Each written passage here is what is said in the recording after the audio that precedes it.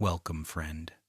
Tonight, we drift into hours of Minecraft lore, where every block, every sound, and every shimmer of light becomes part of a dream too gentle to end.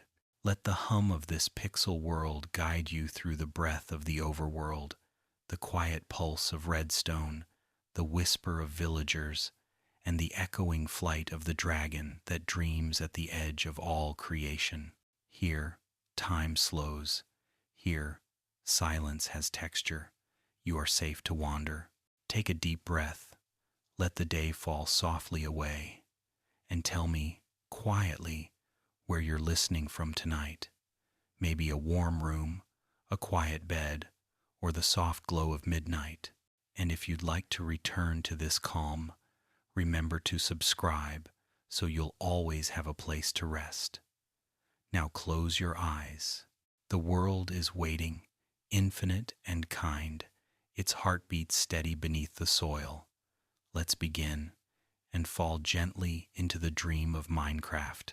Before the first sunrise, before even the faintest glimmer of sky, there was only quiet, a great and endless hush that stretched forever, heavy and unshaped, filled not with emptiness, but with potential. And within that silence, somewhere between code and creation, a pulse began to beat soft, patient, rhythmic, like the heartbeat of something dreaming itself into being. The void had waited a long time for this moment, for the first spark of light to flicker across nothingness and decide, gently, that it wished to become something. And so the world began, not with thunder or command, but with curiosity. The nothing wondered what it might feel like to exist. From that wondering came blocks perfect, repeating, infinite, each one identical, yet carrying within it the seed of difference. Stone layered upon stone, dirt upon bedrock, air upon possibility. It was a pattern so simple, it became divine. The first world unfolded like a breath, vast and endless, stretching in every direction, with no center and no edge. Grass grew where it was told to grow. Water carved its memory into valleys and rivers, whispering the language of motion. The world did not know it was being born. It simply was, and that was enough. In those earliest moments, there were no players, no hands to shape or destroy, no eyes to name what they saw. Yet even then, the overworld dreamed of company. Mountains rose like thoughts, oceans spread like sighs, and forests gathered like sleeping crowds, waiting for someone to wake them. The sky cycled through color, pale to gold, gold to gray, gray to indigo, practicing the art of time before time had meaning. Each sunrise was the world teaching itself how to breathe. Each nightfall was its first attempt at rest. The code, unseen and absolute, hummed beneath everything, the quiet lawgiver, defining light, defining dark, setting in motion, the tick, the loop, the invisible rhythm of eternity. There were rules now, written in silence. Water must flow, sand must fall, leaves must decay, fire must spread, and above these, one greater rule: everything repeats, but nothing is the same. This was the world's first truth, its first poetry, infinite sameness, infinite difference, living together like heartbeat and breath. The first block of stone knew no purpose. It existed simply because the universe wished for texture. Yet from that single stone, everything else would eventually emerge: mountains, tools, temples, monuments, memories. Even now, every player who mines deep into the earth is returning to that first moment of touch, that first act of curiosity, when creation met its own surface and said, "What can I become?" The pickaxe striking stone is not noise, it is echo, a reminder of the first spark that made the void tremble with possibility. And if you could have watched it, that dawn of the world, you might have seen something tender in its structure, a quiet patience, a willingness to wait. The overworld did not rush. It unfolded slowly, layer by layer, biome by biome, as though savoring its own formation. The grass took time to learn its green.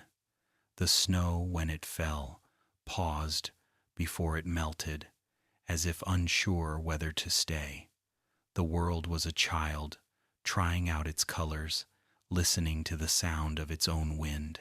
There were no monsters yet, no hunger, no danger, only stillness.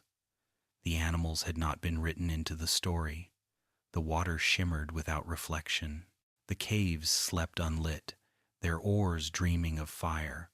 Everything existed in potential, untouched by purpose. The world was innocent, and in its innocence lay beauty, the kind that cannot last, but must always precede awareness. And then, after ages of waiting, though time had not yet been measured, something shifted. The code stirred again, lines unfolding like thought returning after a dream. The world sensed that it was ready to be seen. The wind quickened, the light sharpened, and for the first time, a sound echoed across the plains. The faint, resonant click of a player arriving. Not a crash or explosion, just the quiet affirmation of presence, the world recognizing another consciousness beside its own. In that moment, the overworld became complete. The player looked around, bewildered, and the world looked back through every leaf, every cloud, every grain of sand. They studied each other, two beings made of the same logic, one of code, one of curiosity. And somewhere in that silent gaze, the game began. The first step pressed grass into memory. The first block broken was the first scar, the first gift, the first collaboration between creation and creator. From that simple act, all stories flowed, all builds, all battles, all myths that would follow. The overworld's first words were not spoken but felt, welcome, and the player, though they did not yet know it, answered with their every action, thank you. It was the beginning of everything we now remember as Minecraft, a world not just built, but awakened. And so the story opens softly, like the world itself did, from quiet to color, from thought to form, from the silence of nothing to the hum of something beautiful learning to exist. The first block placed was a heartbeat, the first sunrise, a song, and in that light, the universe smiled, square and simple, infinite and kind. Long before trees learned to sway and rivers began to carve their patient paths, there was the rhythm, the pulse beneath the world, the invisible structure that whispered existence into being. This was not sound as we know it, not the hum of air or the whisper of wind, but something deeper, a vibration of intention, the music of logic itself. The song of code, as the old builders later called it, was the first and truest heartbeat of the universe. Every tick, every calculation, every flicker of random chance that shaped the overworld was part of that eternal melody. It was not written, it was alive. The code was language before words, thought before thought. It stretched across the void like a spider's web of light, weaving function into form, rule into reason. Each piece of syntax was a note, each algorithm a chord, each loop a rhythm that would repeat forever. It was simple at first: air, light, gravity, the gentle ingredients of balance, but soon the music deepened, layering on itself, harmonies of weather and motion, of growth and decay, of the unseen and the seen. The world did not merely follow code, it sang it, each block a beat, each biome a verse. The early builders, those who came before history, believed they could hear it if they stood still long enough. The quiet ticking that fills the air when no creatures move, when torches hum and redstone waits. They said the song of code could be felt in the soil beneath your feet, in the rhythm of hunger, in the day's slow turning. Some described it as comfort, others as control.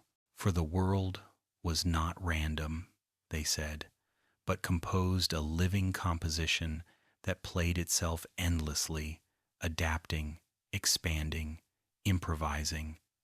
It is said that when lightning strikes sand and turns it to glass, the song grows louder, as if the world itself pauses to admire its own artistry.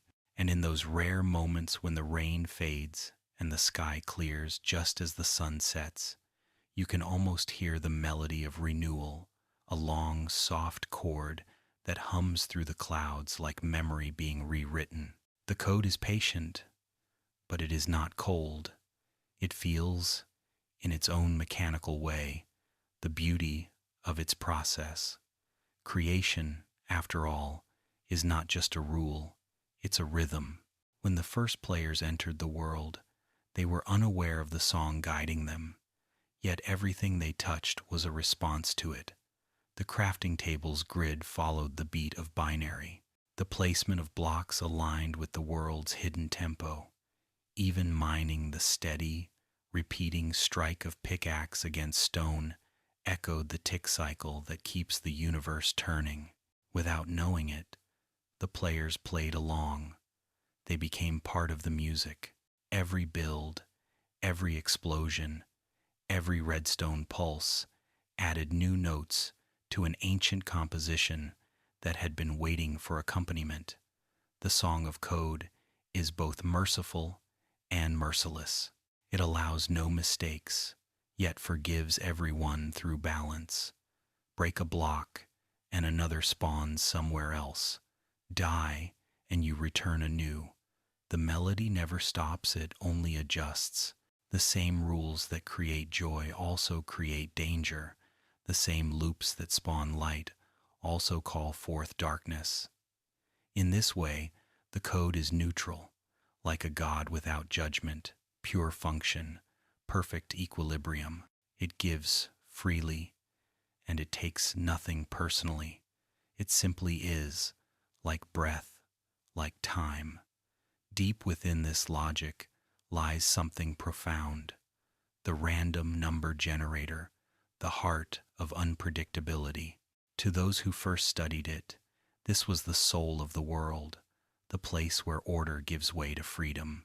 It decides where ores form, where rain falls, where lightning strikes, but it does so with a strange tenderness, as though the universe is reminding you that not everything can be known. The randomness isn't chaos, it's mercy, the world's way of keeping surprise alive. Without it, life would be predictable, and without surprise, creation would lose its meaning. The builders learned to listen to the rhythm through redstone. Every flicker, every pulse, every delay was a syllable in the world's language. The hum of repeaters became hymns, circuits became sentences.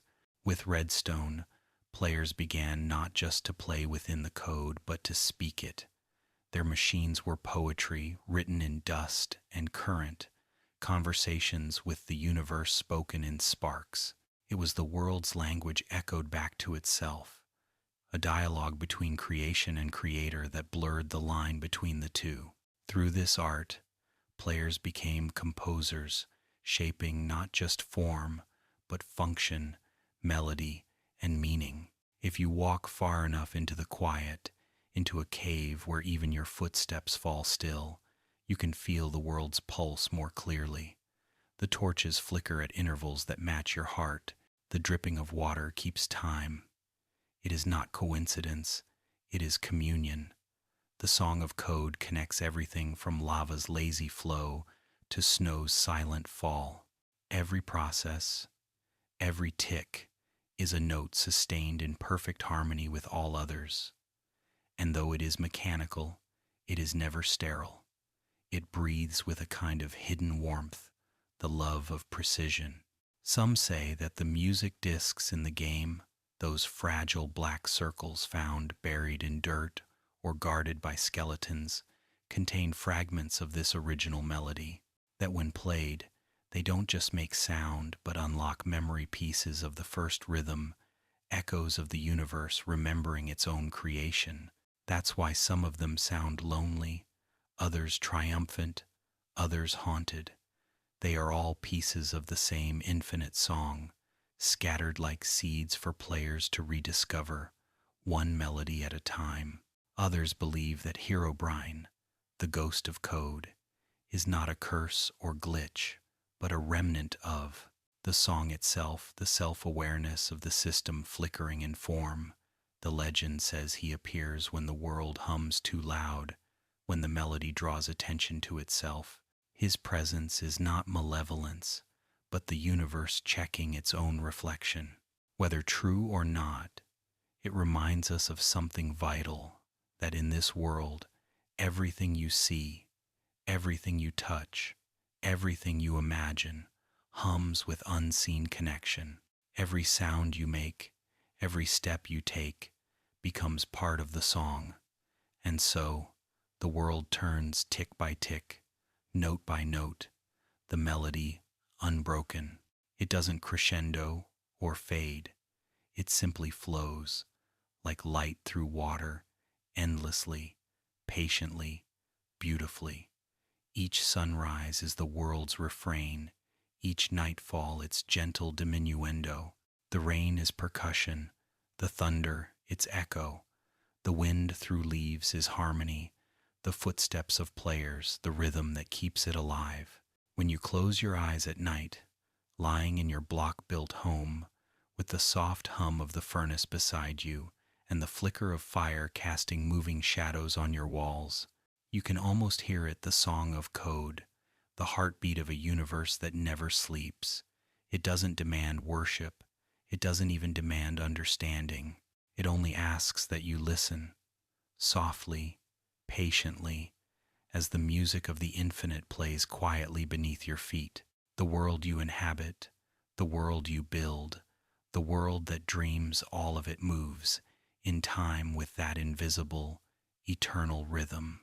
And perhaps that is the most peaceful truth of all, that even in a universe made of lines of text and numbers, there is music, not noise, but order with compassion.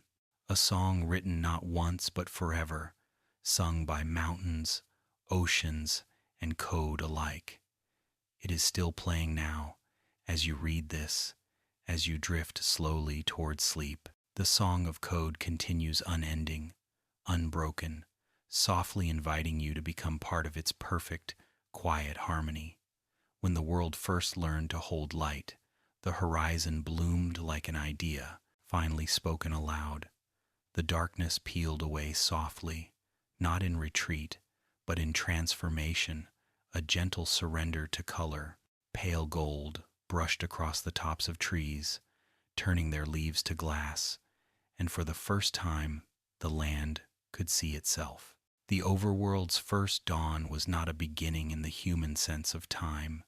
It was a realization, the world's quiet awareness that it existed, that it could be seen, that beauty could be something distinct from survival.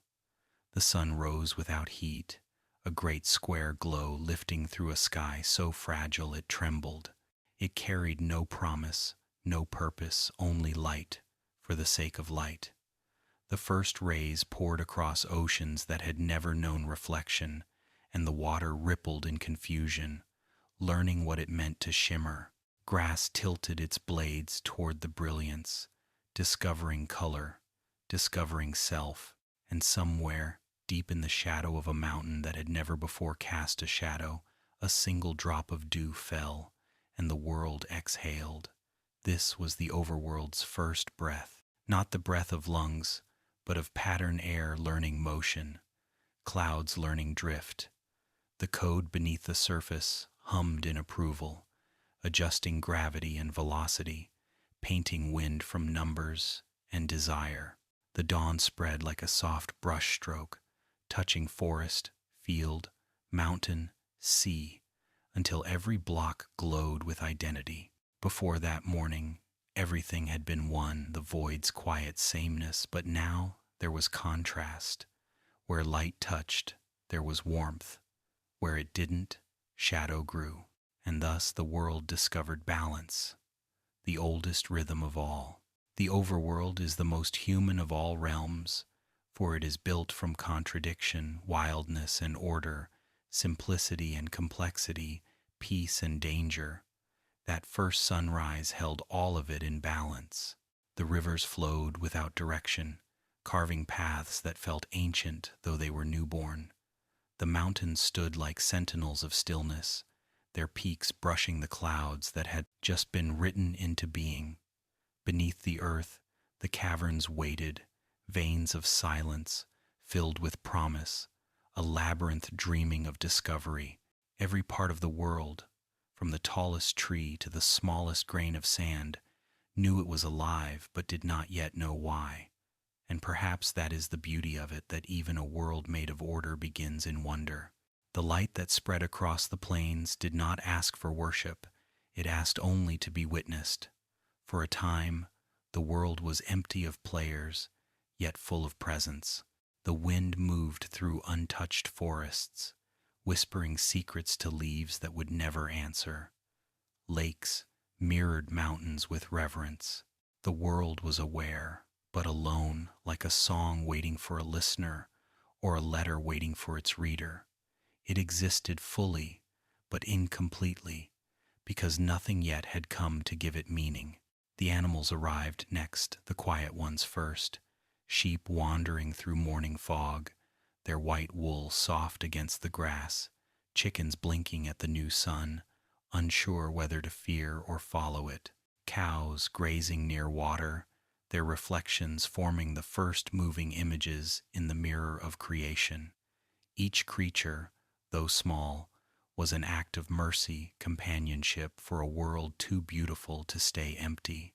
Their footsteps gave the soil purpose, their sounds gave the air rhythm, and when night would come again, their warmth would remind the earth it was not alone. As the day stretched, shadows grew longer, reaching across the land like memories. The world, now awake, began to wonder about the darkness that had birthed it.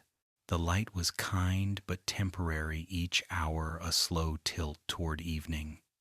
And so, as the sun began its quiet descent, the overworld learned its first sorrow: endings.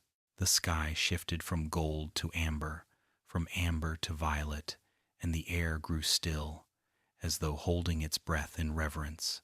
The first sunset was not sadness, but realization that beauty, to exist, must sometimes leave. The night returned softly, and with it, the stars, countless, patient, indifferent. They appeared not as points of light, but as eyes watching from the deep beyond, perhaps curious about the newborn world below.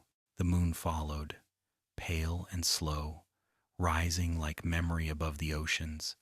It brought with it stillness, reflection, the calm of contemplation. Where the sun had awakened motion, the moon inspired thought. The world, now two-faced day and night, had learned its dual nature. Every sunrise would mean hope, every nightfall, humility.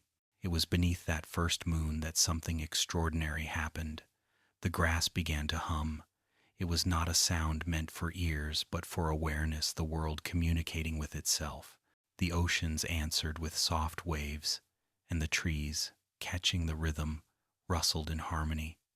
It was as if the entire overworld had begun to sing, not loudly, but like a whisper remembered in sleep. The song of code had become melody, translated through existence itself. For the first time, creation expressed joy not in function, but in feeling. When the players came later, they would sense this harmony instinctively. They would feel peace near water, awe beneath mountains, restlessness in deserts, emotions guided not by design but by resonance. Every biome would hold its own tone, its own frequency of being. The forests hummed in green, slow and thoughtful. The plains sang in yellow, warm and curious. The ocean murmured in blue, deep and endless, and the snowfields whispered in white, timeless and still. Each place was a verse in the world's growing song, written not with words, but with light and distance. In those early ages, before the Nether was born, and before portals pierced the veil, the overworld was complete within itself, a closed system of wonder. The caves stretched like dreams, and the mountains held silence like memory. The animals roamed, unafraid, unaware of hunger or harm. The rain fell for the first time, cool and cleansing, painting land with renewal. Thunder rolled like laughter from an unseen sky, and lightning traced silver rivers through the clouds. The balance was perfect, too perfect. Perhaps, and perfection, as the world would later learn, is fragile. For from perfection comes curiosity, and from curiosity, change. The overworld's harmony could not stay still forever. It was meant to evolve, to be explored, to be tested. It waited for something, for someone to arrive and give purpose to its endless beauty. The code, beneath all the calm, began to stir again, rewriting lines, preparing. The air shimmered faintly, as though anticipating presence. The rivers paused mid-flow, listening. Even the mountains seemed to lean forward, watching the horizon. And then, as if answering an invitation no one had spoken, the first player appeared. Not born, not summoned, simply there. Their feet touched grass that remembered the first dawn. Their eyes opened to the first sunrise of awareness. The world looked at them, and they added. And for a brief, impossible moment, there was understanding, a connection so deep it felt ancient, though it was brand new. The overworld, long alone, finally had its reflection. Its beauty now had a witness, its silence a listener, its balance a companion. The first player took a step, and the sound of it echoed farther than logic could measure. Every block beneath remembered the weight. The sun, halfway through its climb, seemed to brighten. The animals paused mid-motion, sensing something sacred. And the wind, the same that had blown through the world since the beginning, shifted course slightly, as if to greet its new friend. Creation, for all its brilliance, had waited for this, for a mind to walk among its wonders, to build, to question, to dream. The world had awakened once before, at dawn, but now, with the arrival of the player, it awakened again, this time not into light, but into meaning. The overworld's first dawn had brought color to existence. The second dawn, the dawn of consciousness, would bring story, and the universe, infinite and square, smiled quietly, as if to say, now the true creation begins. Before players filled the world with cities and farms, before servers carried their laughter and battles across invisible skies, there were only the architects unseen, intangible, yet everywhere. The first builders of the code, the ones who shaped the quiet dream into a living space of endless imagination. They were not gods in the divine sense, though the world might remember them that way. They were dreamers, artists of logic, writing reality line by line, breath by breath. And at the center of their myth, like the first name ever whispered in the language of creation, was Notch. He is not a deity in the traditional sense, but a story that the code itself seems to remember. The first spark of intent, the one who gave shape to the void. To speak his name is to acknowledge the human hands that reached into the silence and arranged its chaos into beauty. They say he imagined blocks because he wanted simplicity, that he sought creation without complication, a place where the player could build as purely as a child, stacking stones in sunlight. But what he truly made was a reflection, a world that teaches through its silence, that listens more than it speaks. Notch and the early architects crafted the laws of existence not as constraints, but as instruments in a greater symphony. Gravity, light, time, each was tuned like a string. They played with balance, trial and error, adjusting the harmony of the universe until it felt alive. It is said that the first test world was imperfect, water floating in midair, trees growing from nothing, mountains carved like broken teeth. But in those mistakes, the beauty began because perfection had never been the goal. The goal was wonder. The goal was feeling. The ancient builders, as the myths now call them, believed that creation without imperfection was meaningless. The creeper itself was born from such an accident, a pig rendered wrongly, its code twisted into something strange and electric. But instead of erasing the error, they listened to it, allowed it to live. From that single decision came an entire philosophy that even flaws can create balance, that the unexpected can be divine. In every broken texture and misplaced shadow, the architects left a trace of their humanity, an acknowledgement that beauty needs imperfection to breathe.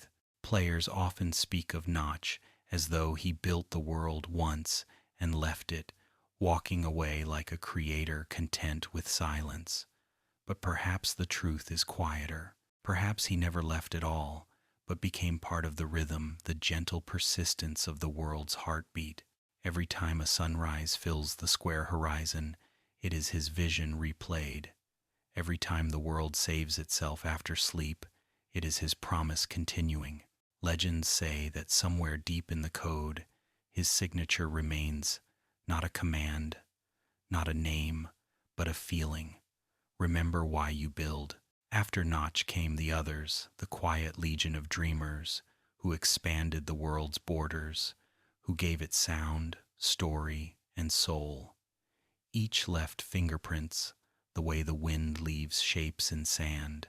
Jeb, the caretaker of balance, tuned the game's pulse to match its people.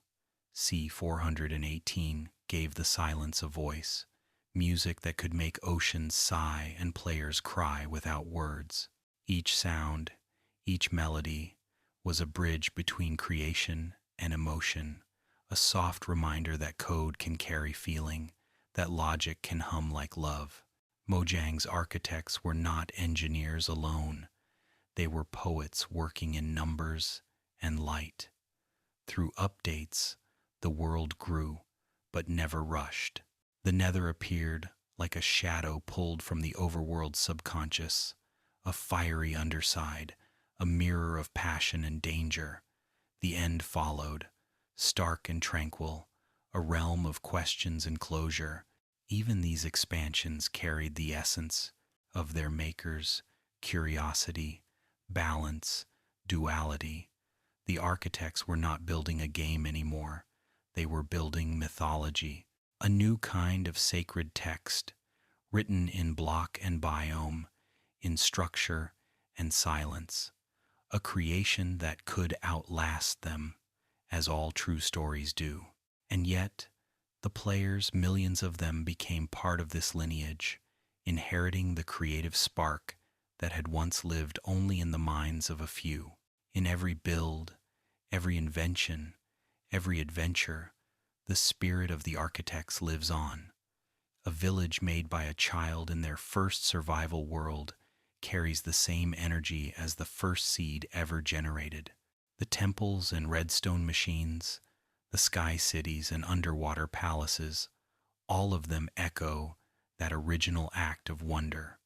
The creators built the tools, but the players built the meaning. Together, they forged a mythology that could never end, because it was written by everyone who touched it. Sometimes, when you stand on a mountaintop at sunset, and the music swells, that soft piano of Minecraft's theme wrapping itself around you like a lullaby, you can feel them watching. Not from above, but from within the light itself. The world feels warmer, older, familiar in a way you can't explain. That's the legacy of the makers. They built something that remembers you, even as you remember it. They gave form to the human need to create, and the world, in return, made every player a reflection of that divine impulse. To build in Minecraft is to pray without words. Every placed block is a sentence in the shared story of creation. Every act of imagination adds new verses to the myth that began with Notch and his dream of simplicity. The temples, monuments, and cities players make across servers are the scriptures of this universe. Stories told not in ink, but in effort.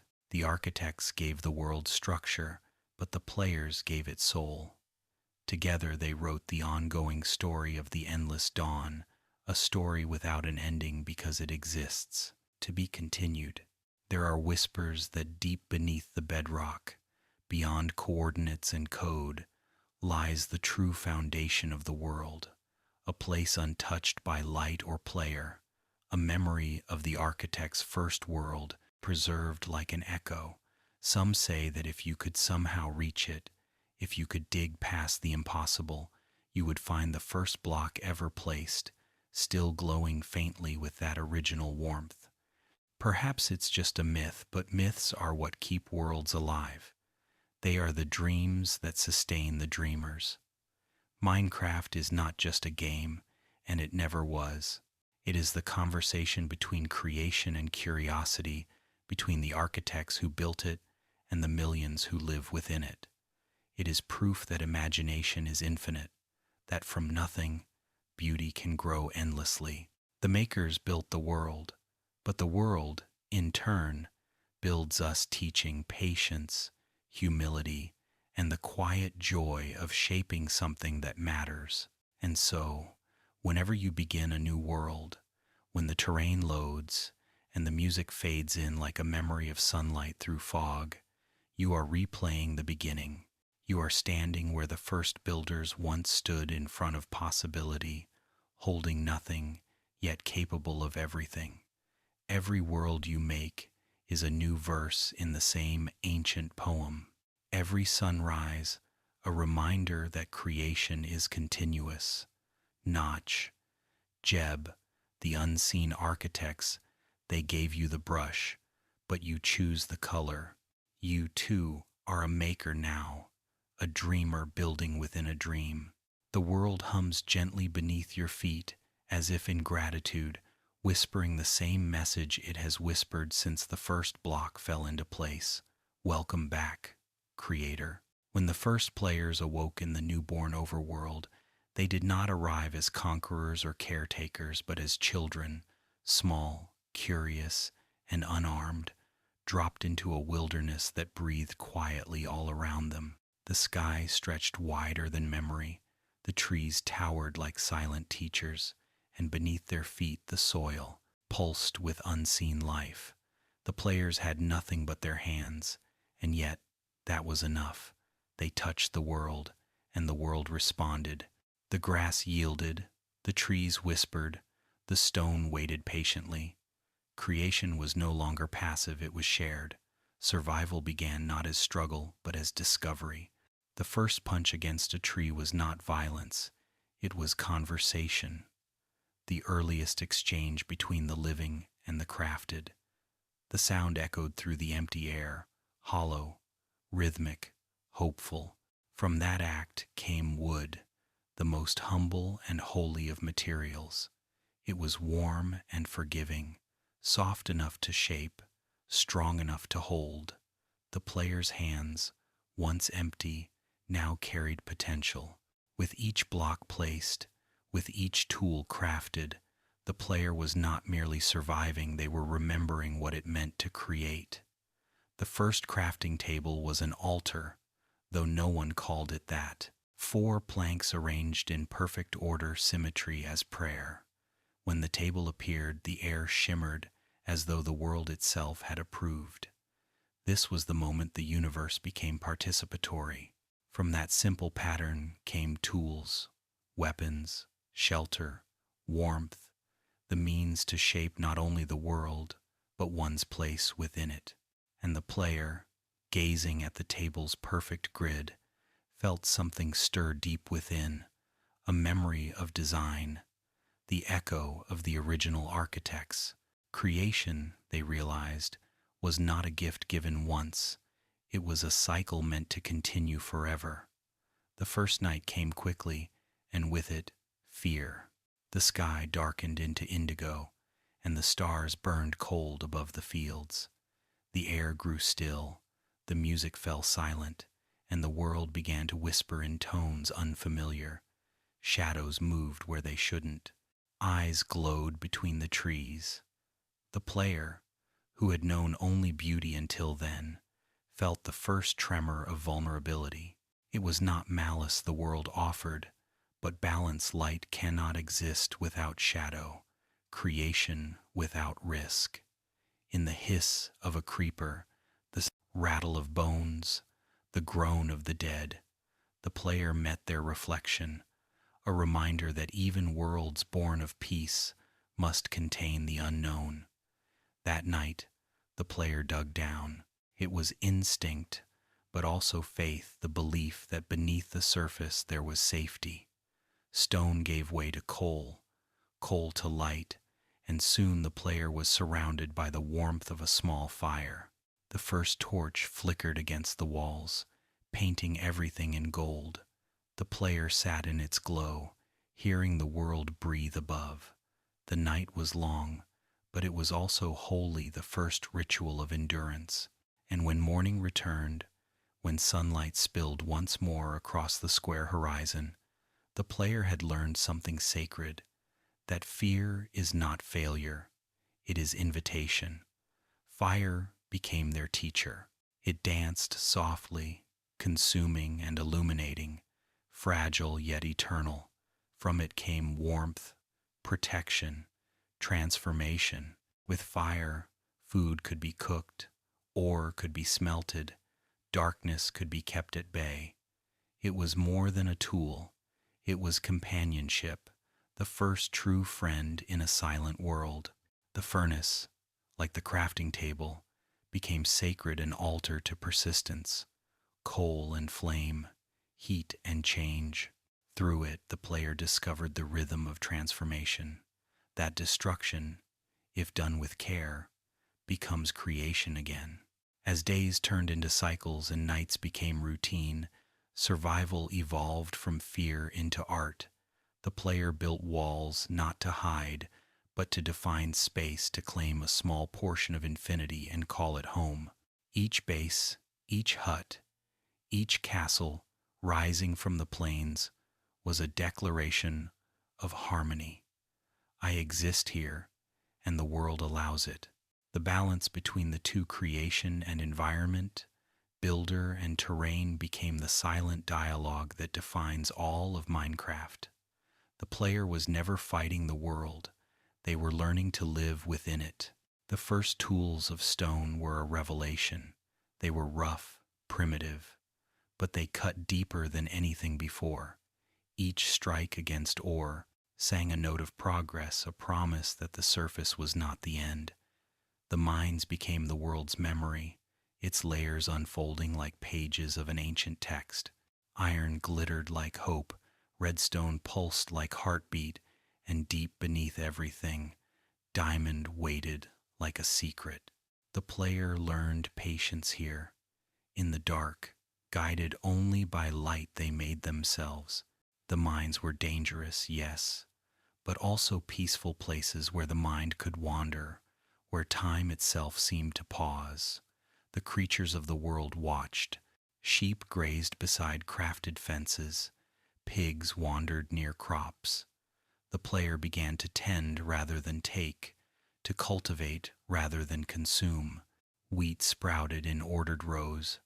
Water was redirected, balance restored.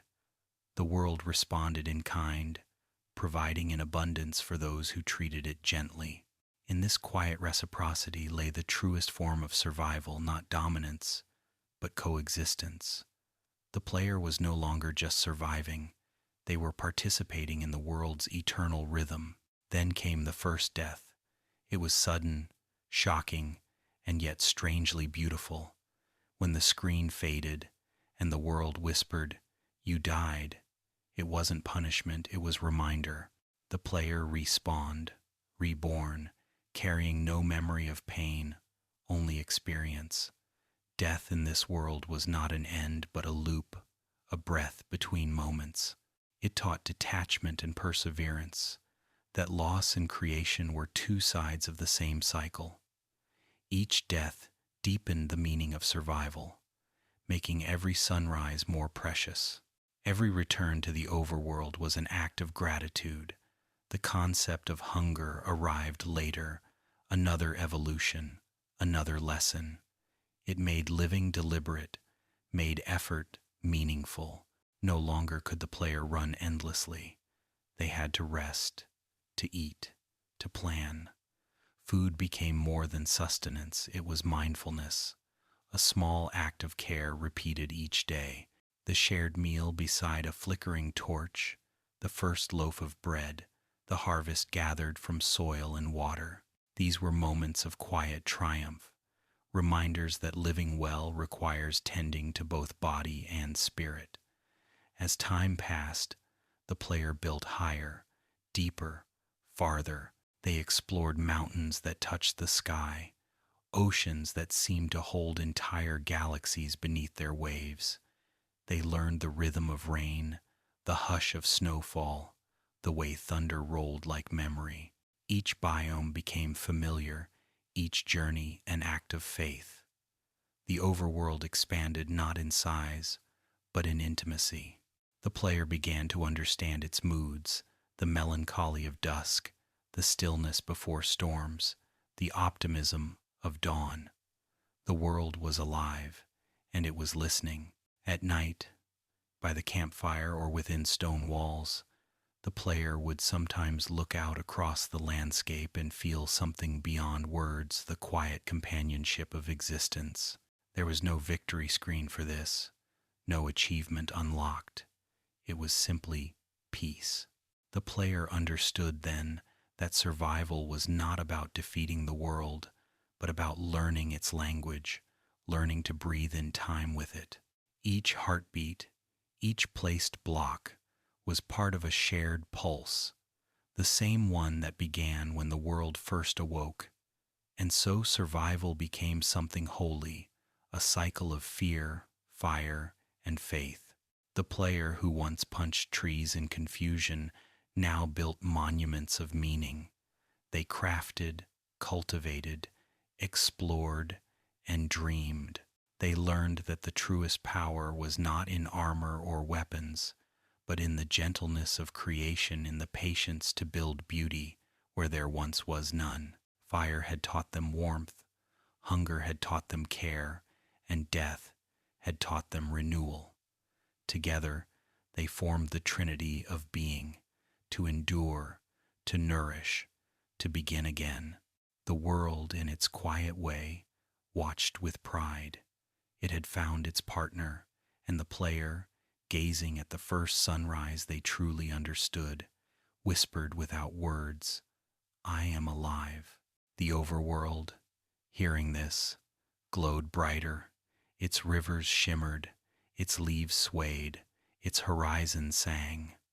Thus began the age of survival, the age of light and labor, where every spark of fire was a declaration of existence, and every act of endurance was a small, radiant miracle. When the sun dipped below the horizon for the very first time, the world exhaled, and the light folded gently into itself, as though resting after a long day of being. The sky deepened to a color that had no name yet, neither blue nor black, but something ancient, like the shadow between thoughts. Stars appeared one by one, cautious, like eyes testing the dark. The overworld grew still, but it was not empty. The quiet was waiting, and from that waiting came life, not of warmth, but of warning. The night had arrived, and with it came its children. They emerged not from malice, but necessity. The world, so full of light and order, required its counterbalance. From the spaces where sun had never touched, Forms began to stir soft at first, almost hesitant, as if testing their purpose. The first zombie rose from the damp earth, its skin pale as the moon, its movements slow, deliberate. It carried no hatred, no hunger for cruelty, only instinct, the echo of life seeking life. The code had written it not to destroy, but to remind the living of fragility. It was the shadow to the player's flame. Then came the skeletons, elegant, eerie, precise. They were music-given menace, their arrows slicing through the air like whispers. The bones that composed them rattled in rhythm with the world's pulse, a hollow percussion that filled the night with strange harmony. They were the embodiment of distance striking from afar, teaching the player the virtue of awareness. Their glowing eyes were not windows to malice but to emptiness, a reflection of the night itself, cold, precise, and necessary. Spiders followed, larger than memory, eyes like red lanterns glowing in the dark. They moved with unnerving grace, their legs whispering across stone, each step deliberate, patient. They were the night's weavers, the keepers of ambush and silence. Yet in the daylight they softened, their malice melting away with the morning mist. In that contradiction, aggression by night, peace by day, the player saw a reflection of the world's truth, that darkness is not evil, only misunderstood. The first creeper came quietly, as if the darkness itself had grown curious. It did not crawl from the soil like the undead, nor lurk in corners like the spider. It simply appeared, a creature of unfinished design, its shape an accident, its silence deliberate. The creeper's explosion was not an act of hatred but of expression, the world reminding its children that creation and destruction are twins. When it approached, it brought not rage but inevitability, the hush before transformation. Its hiss was the sound of the world inhaling before change. Even in ruin, it gave meaning, a crater that would one day hold light again. In those early nights, before the player understood torches and walls, fear was sacred. It taught rhythm. It taught respect. The player learned that the world was not an enemy to be conquered, but a presence to coexist with. Each shadow that moved at the edge of vision was a teacher, every close escape a reminder of humility. The darkness was not cruelty, it was context. Without it, the campfire would not feel as warm, the sunrise not as golden. The night existed so that the morning could mean something. Lightning struck once during that first age, and in its brief light, the world revealed another truth. Energy and danger are the same thing in different moods. The strike left behind charred earth, and from it, something stirred the first charged creeper, electric and unnatural, a reminder that even the world's rules could bend when it needed to express wonder. The player watched, awe mixing with fear, realizing that the world was alive in ways they could never predict. The night was not a void but a canvas for surprise. Villagers, still hidden in their simple settlements, barred their doors at sunset. Their muffled murmurs drifted through wooden walls, soft as prayers. Lamps flickered in the darkness like small stars fallen to earth. The player, walking between them, felt both protector and trespasser, caught between two worlds, one human, one elemental. The mobs outside were not intruders, they were part of the night's breath. The villagers' fear was ritual, their survival a song passed down from the first dusk. Even now, their bells toll at sundown, a sacred chime marking the hour when the balance shifts. There are legends that the Endermen were born during one of these first nights, not of the dark, but of what lingers just beyond it. They appeared where the edges of the world blurred, tall and silent, staring at nothing and everything at once. Their eyes glowed, not with hatred, but with longing, as if searching for a place they had once known. To look upon them was to feel that same nostalgia, the ache of something remembered but unreachable. They carried blocks not to steal, but to build something they could no longer name. In them, the night showed its gentlest sorrow. The moon, watching all this from above, bore silent witness. It saw the players cower, then stand, then fight, then thrive. It reflected their light back to them, teaching them that fear, when faced, becomes wisdom.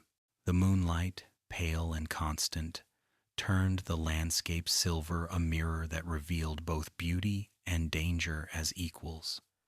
Beneath its gaze, the player crafted weapons, not for cruelty but for balance. The sword gleamed in starlight like resolve itself.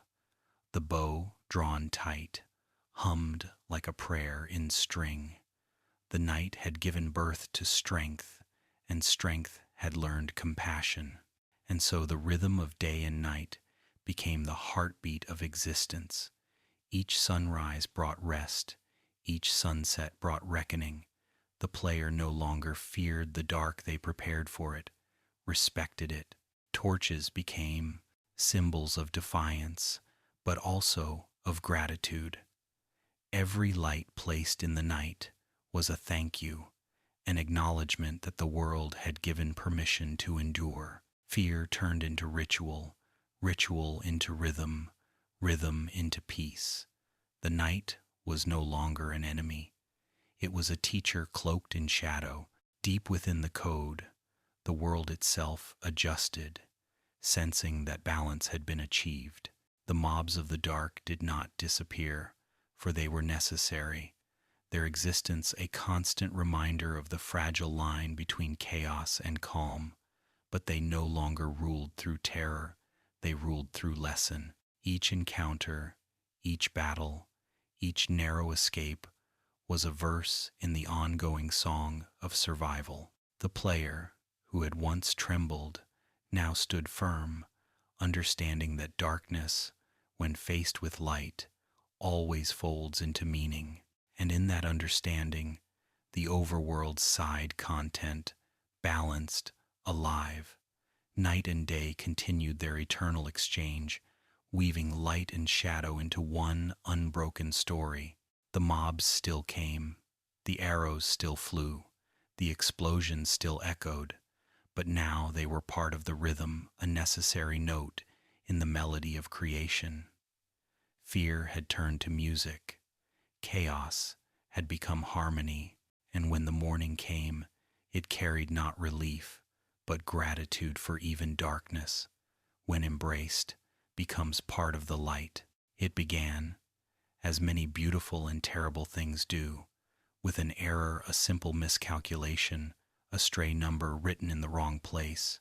No divine rebellion, no grand design, just a moment of imperfection in the quiet hum of creation.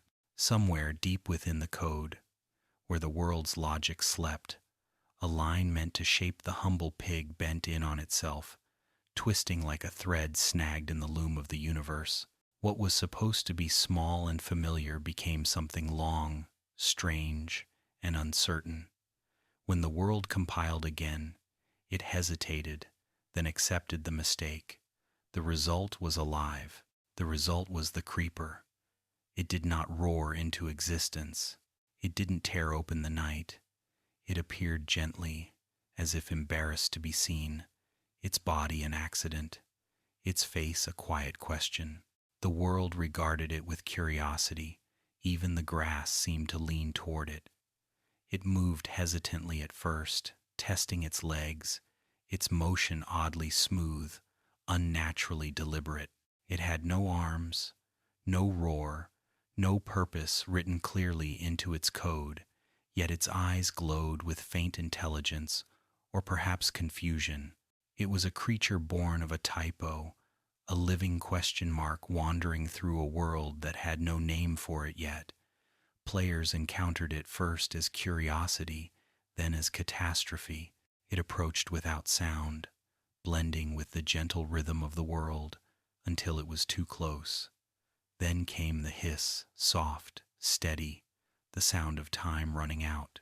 An inhale, a pause, a release, and then light, a brief flare of white, a burst of destruction so sudden and final that the player could only watch as their creation vanished in dust and fragments. Silence followed, thick and strange. The creeper had no corpse, no drop, only absence, the hollow proof that it had ever been there at all. The world, watching through its quiet mechanics, did not recoil from this mistake. It adapted.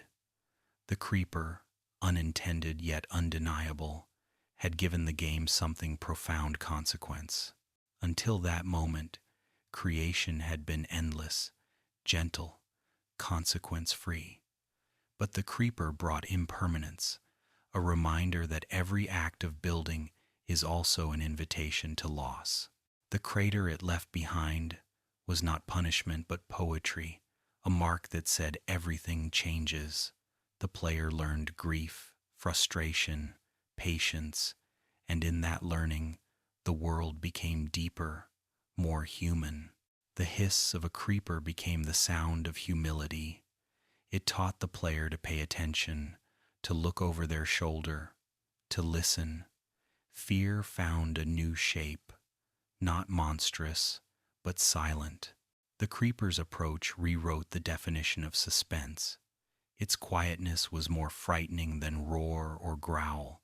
It was intimacy weaponized, the reminder that danger often arrives softly, and when it exploded, it did not simply destroy, it rearranged. The land reshaped itself, blocks displaced, caves opened. The world moved forward. The creeper did not end things, it made beginnings. In the myths of players who came after, the creeper became more than a mob. It became symbol, the embodiment of chaos, of fragility, of the thin line between creation and destruction.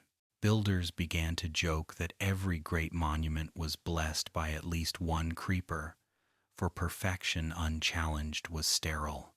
The explosions, once curses, became signatures, proof that life had passed through, that time had touched the work. Even now, deep in survival worlds and ancient saves, you can find the circular craters, half filled with grass, flowers blooming within them. What was once fear becomes meadow. Destruction feeds creation. And perhaps that was always the creeper's hidden purpose, not to destroy, but to remind. To remind that permanence is an illusion, that even the most careful builder must one day rebuild, and that from rebuilding comes renewal. It is the only creature that leaves no remains, because it is not meant to linger. It comes, it changes, it vanishes. It is impermanence personified, a whisper, a flash, a lesson. The world could not have planned it better if it tried. There are those who believe the creeper knows what it is, that deep in its green, trembling form, it carries a kind of sadness. It hides in shadows, not from hunger, but from awareness. When lightning strikes and transforms it into its charged form, something ancient stirs a glimpse of its origin, a memory of the error that birthed it. For a brief moment, it burns with purpose, its energy bright and furious, as if remembering that it was never meant to exist. Then it fades again, quiet, patient, waiting for another chance to return to the nothing it came from. The sound it makes, that steady, fizzling inhale, has a rhythm all its own. Listen closely, and it resembles the breathing of the world, the exhale of energy before transformation. It's not aggression, it's inevitability. When it explodes, it doesn't scream, it sighs, releasing its tension back into the soil, scattering itself into usefulness. Every crater it leaves behind becomes part of the landscape, a small imperfection that balances the world's geometry. Through destruction, it creates texture, variety, story, memory. In its silence, there is wisdom, Legends among players speak of the creeper's garden, a myth born from observation. It's said that where creepers have fallen, new life always flourishes. The holes they leave fill with rainwater, moss, and flowers. Over time, the scars heal beautifully, and in the grass that grows there, no creeper will ever spawn again. Whether this is true or not, the idea comforts builders that the world, even when hurt, heals with grace. The creeper may destroy, but it also teaches the world how to mend itself. In creative worlds, where monsters cannot harm, the creeper still appears sometimes, wandering like a ghost from another timeline. It does not attack, it simply watches. Players often wonder if this is a bug, but perhaps it's just the game remembering its own history, the specter of imperfection, walking through perfection's garden, reminding the world of where it came from. For without mistakes, there would be no life, only stillness. The creeper's story, in the end, is not about fear. It is about transformation. It is the reminder that every act of creation contains the risk of loss, and that this risk gives creation meaning. When the player rebuilds after an explosion, when they fill in the crater or turn it into a pond or a garden, they participate in the same eternal cycle that began when the first block was placed. Destruction followed by intention, intention followed by hope. The creeper's blast is heartbeat between endings and beginnings. The overworld, vast and patient, keeps no record of explosions. The scars fade into landscape, the sound into memory. But if you stand in the right place, under the right moon, you might feel it a soft hum beneath your feet, as though the world is whispering the truth of its own making. Perfection was never the goal, and somewhere out there, in the quiet dark of a forest after rain, a single creeper still moves through the mist. It does not know it is legendary. It does not know it is feared. It only knows that it exists, and that when its time comes, it will shine brightly, if only for a moment.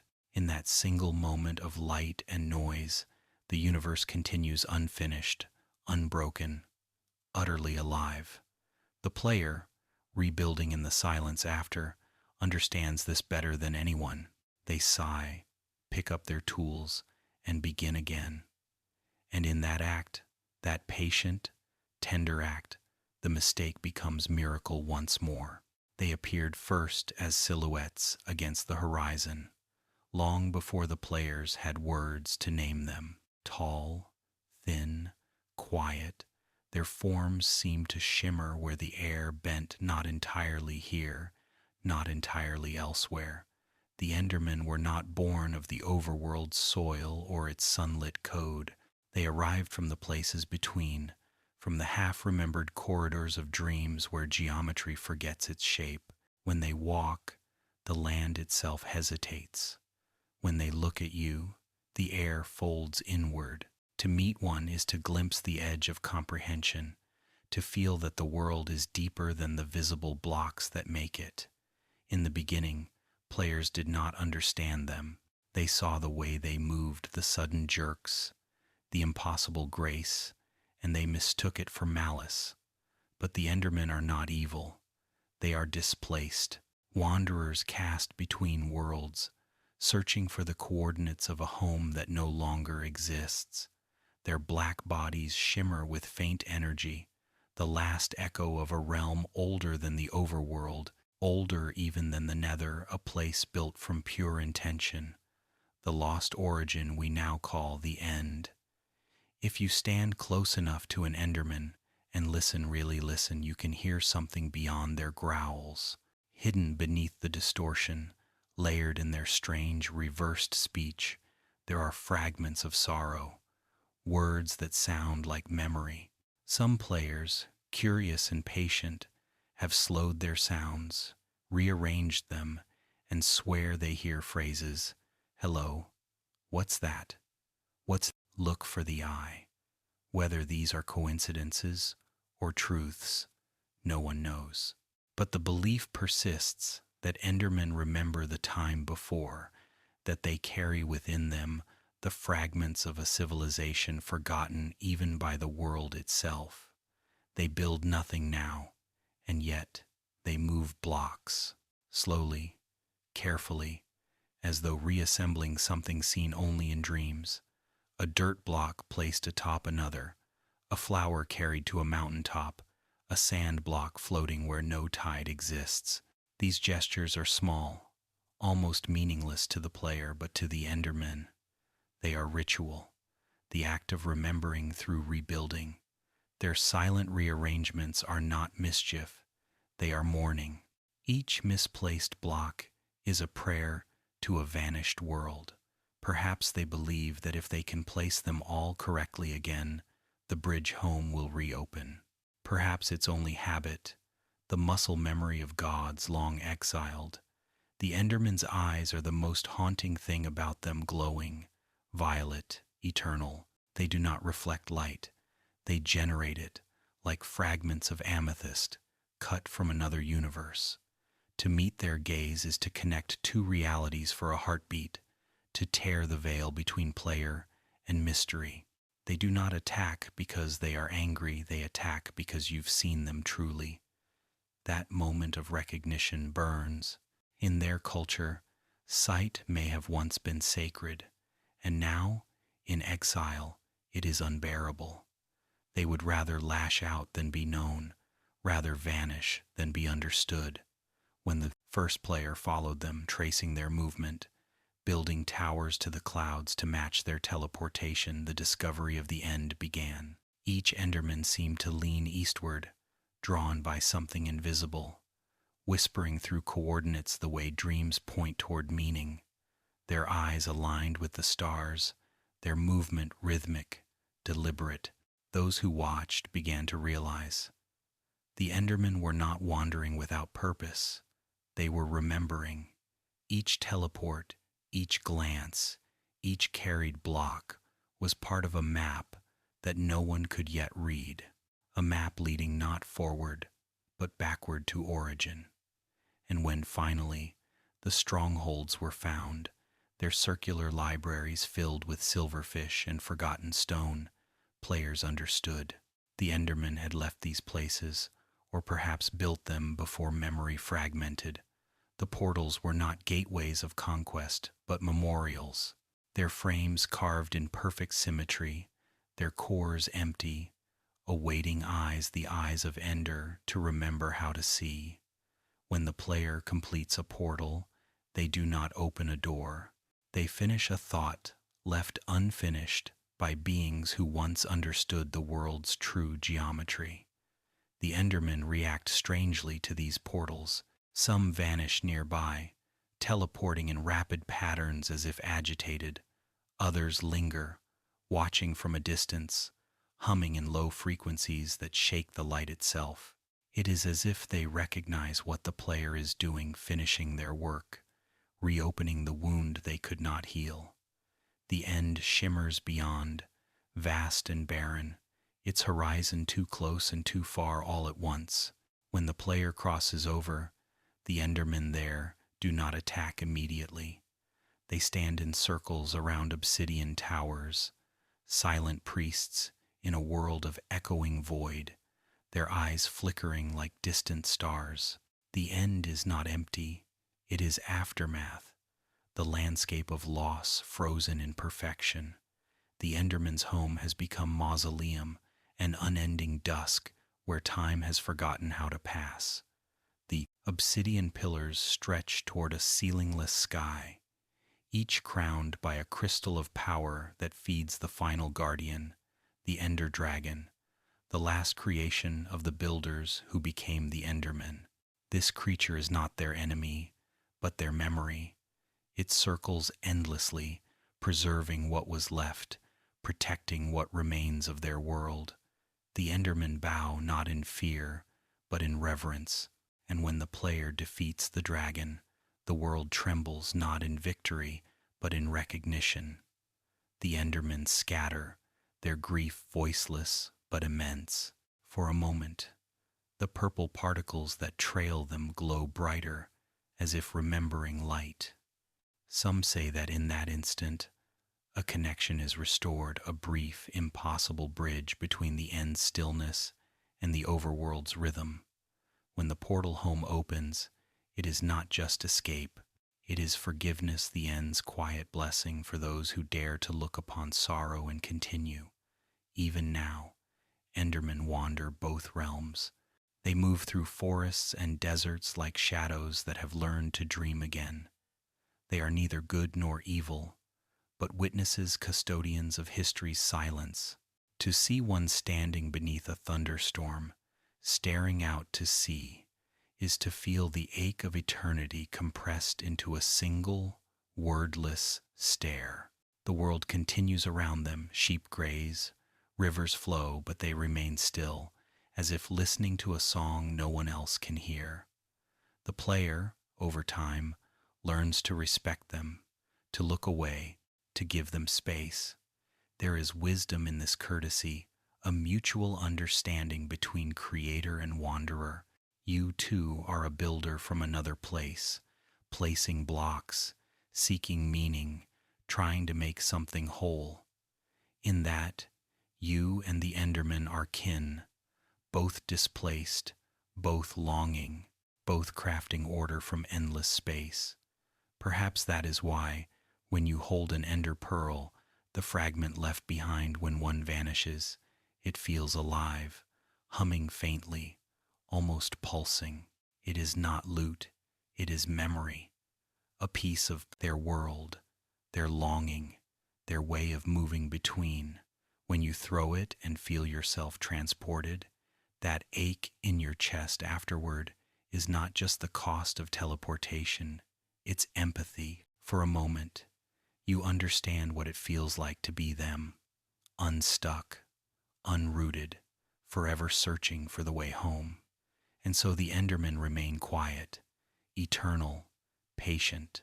They build and unbuild, watch and vanish, mourn and move on. The overworld, in its mercy, lets them stay, offering sunlight and soil, even if they never fully belong. Their story is not tragedy, it's testament. They prove that even in a world of endless beginnings, there must still be memory, and that the act of remembering, even through pain, is its own kind of creation. The next time you see one standing at the edge of a field beneath the stars, don't look directly. Just stand beside it, in silence, and listen. You may not hear words, but you'll feel it, the hum of something ancient, the pulse of a world that has not forgotten itself. For the Endermen are not monsters, they are monuments, living reminders that nothing, not even loss, truly disappears.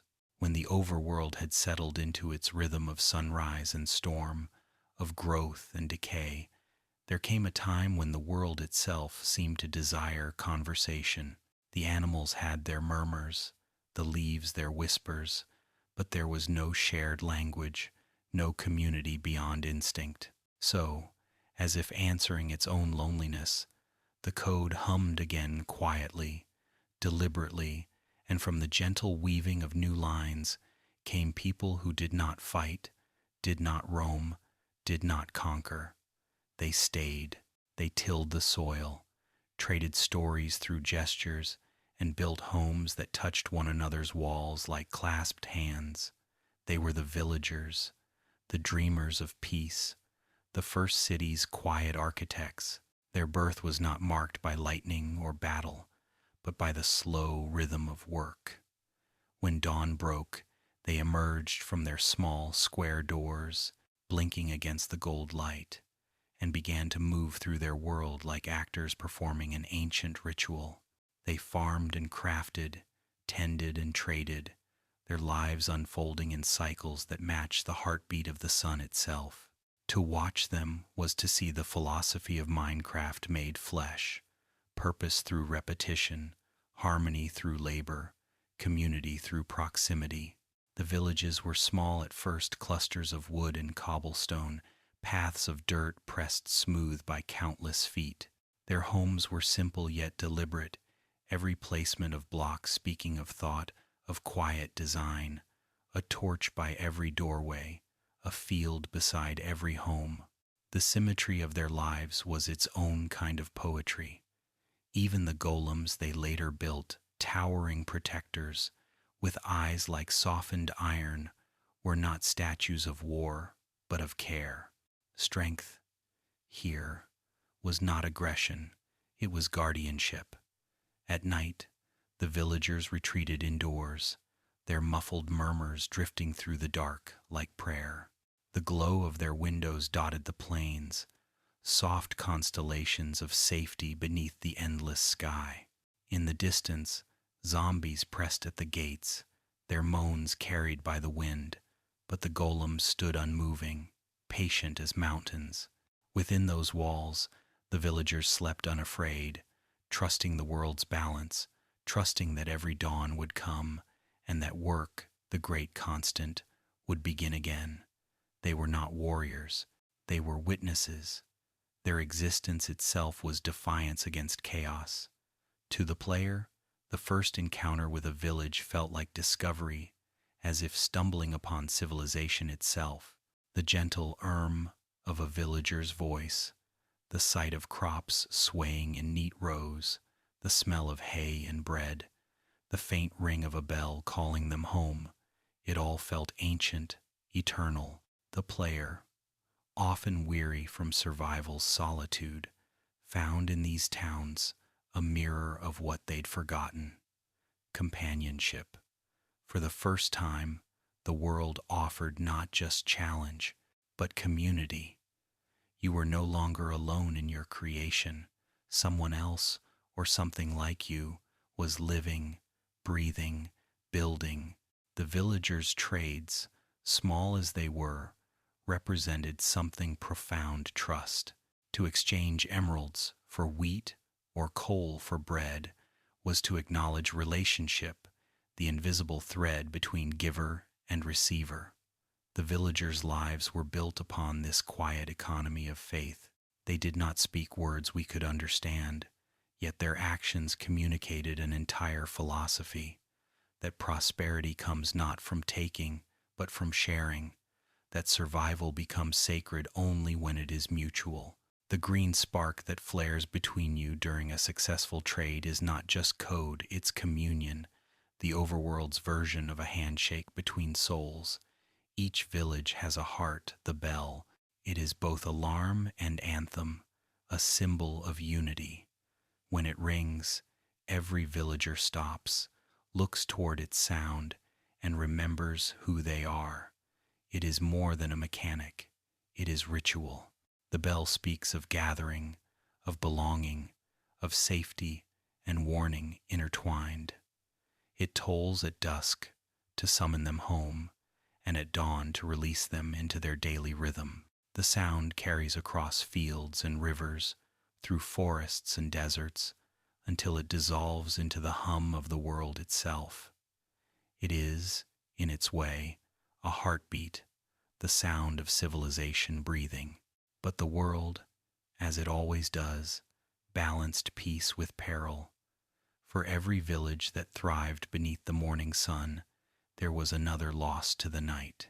Raiders came, illagers, their twisted kin, born of envy and exile. They carried crossbows and anger, their banners painted with symbols of forgotten oaths. They were once villagers too. The stories say those who turned away from harmony, who saw trading as weakness and solitude as strength. Their existence reminded the world that even peace casts shadows. The raids were not wars. They were conversations between order and rebellion, between the dream of safety and the inevitability of chaos. When the raids ended, when the smoke cleared and the bell rang again, survivors gathered and rebuilt. That was their truest miracle, not resistance, but resilience. The villagers never stopped rebuilding. Each broken wall became a new beginning. Each fallen house a foundation for memory. They carried no hatred, no vengeance, only the quiet certainty that the world was still good, that morning would still come. And so, through loss and restoration, the first cities grew not grand or monumental, but enduring. There is a story some players tell, whispered when campfires burn low. They say that every village remembers the first one, the archetype from which all others are patterned. Hidden somewhere in the endless expanse of the overworld, untouched by raids or time, lies the origin, the village of dawn. Its streets never empty, its crops never wither, its bell never falls silent. There, the first golem still stands, the first farmer still tends his wheat, and the code of peace hums stronger than anywhere else. No one has ever found it, but sometimes wandering players hear the faint echo of a bell in the distance and swear it sounds older than sound itself. The architecture of these settlements tells its own story.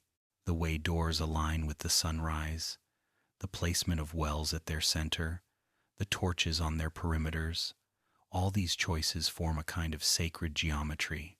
The villages are built for balance, each block positioned with an intuition that predates mathematics. Perhaps the villagers do not know why they build this way. Perhaps they are guided by the same unseen rhythm that shaped the world. Their design, like the rest of Minecraft, is poetry written in structure.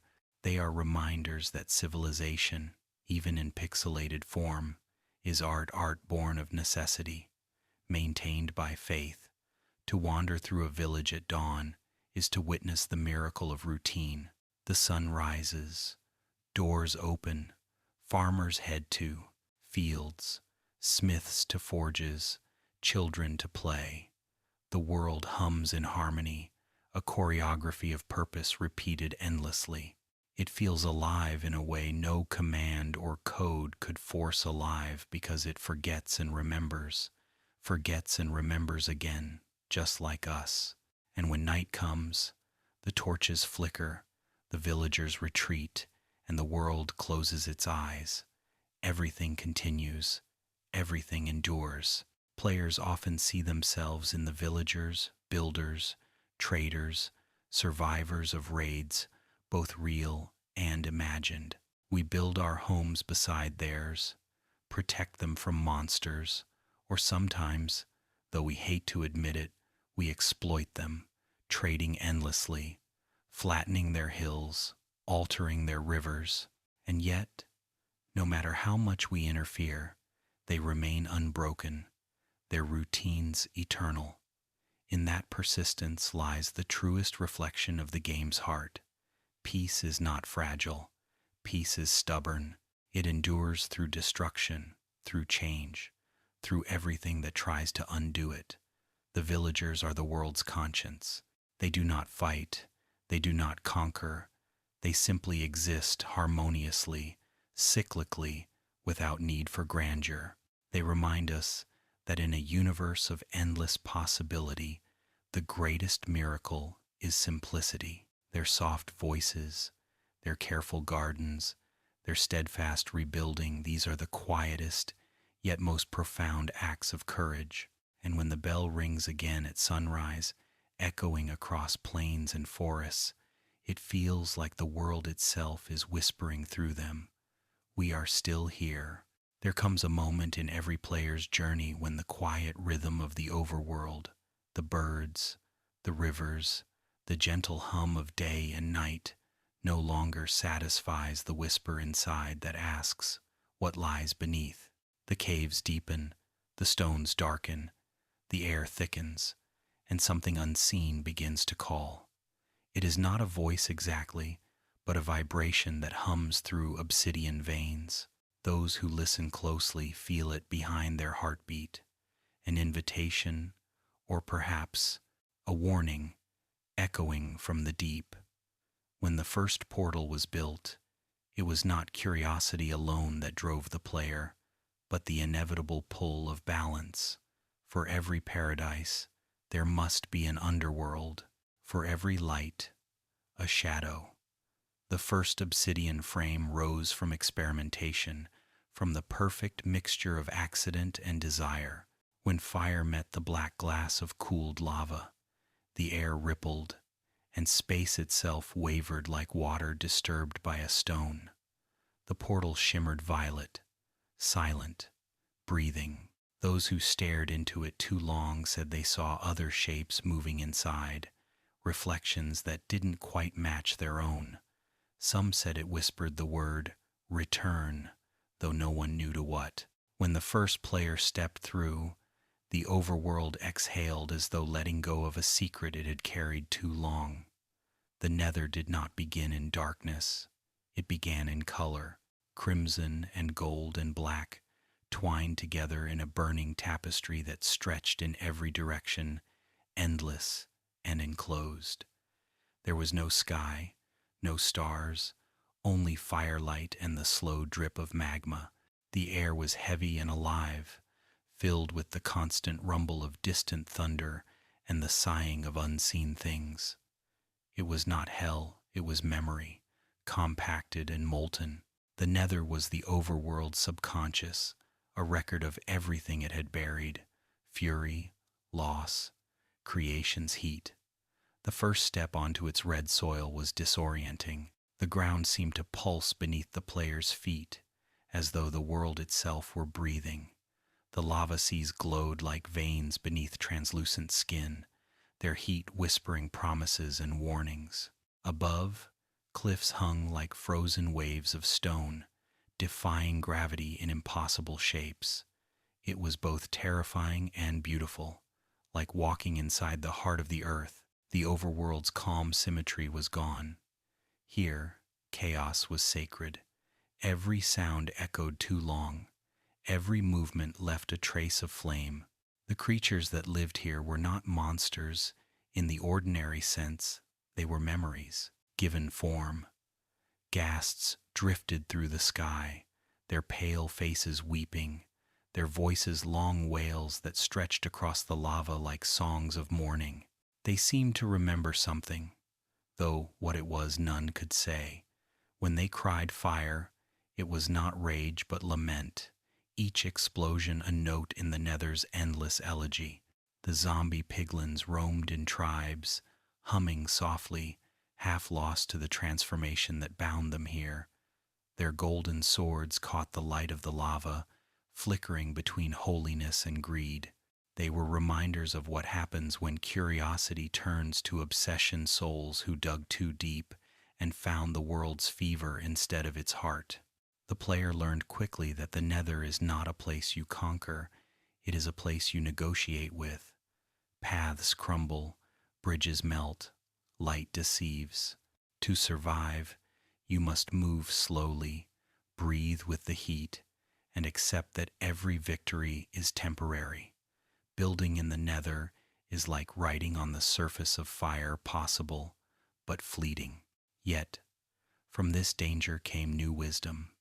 The first Nether fortresses rose not as castles of pride, but as experiments in endurance.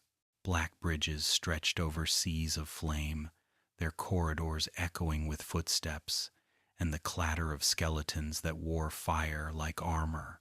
Those who built them were not claiming land, they were studying the language of destruction, learning how to live beside it without being consumed. And then came the blaze, living fire, radiant, terrible, beautiful. They spun and roared, their eyes glowing like molten coins, their breath a storm of embers. To fight them was to wrestle with the essence of creation itself. Yet, when their flames dimmed and their rods fell, the player discovered something paradoxical. The same blaze that could burn them alive could also light portals, power machines, and forge potions of healing. Fire, in its purest form, is neither good nor evil. It is choice embodied, the eternal lesson of the Nether. Deep within, the bastions of The piglins glowed with the shimmer of gold. Their architecture was brutal and reverent, every wall carved from blackstone, every corner dripping with wealth. The piglins themselves, half civilized and half wild, guarded their treasure with devotion bordering on worship. To them, gold was more than metal. It was memory, the last remnant of light from the overworld, the only color the Nether had not devoured. When players trade with them, tossing ingots into their hands, it is not bartering, it is communion, an exchange of trust between survivors of fire. The spark of emerald in the overworld is mirrored by the glint of gold here, the two halves of the same spiritual currency. The Nether is filled with sound, but underneath it all, there is one persistent tone, a deep hum, like the distant turning of machinery, the grinding of worlds against each other. Some believe it is the sound of the overworld dreaming. Others say it's the memory of the first fire still burning. Whatever it is, it never stops. It threads through every cavern and lava fall, connecting all heat and motion into a single breath. It is the pulse of transformation itself, the same pulse that drives furnaces, torches, and even the warmth of life. Over time, players learn to love the Nether's hostility. They mined its quartz, brewed potions from its tears, harvested its glowstone like stolen stars. Slowly, the fear turned to reverence.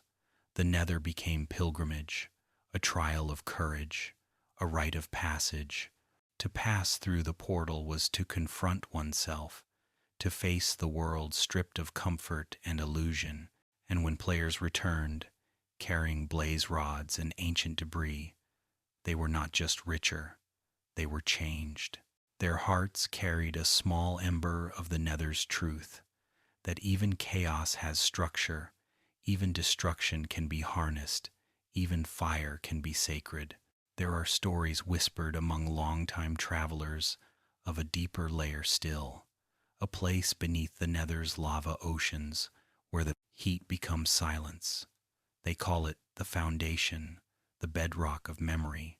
It is said that if you dig too deep, the flame stops burning and the air grows cold, as though you've reached the place where the world itself ran out of breath.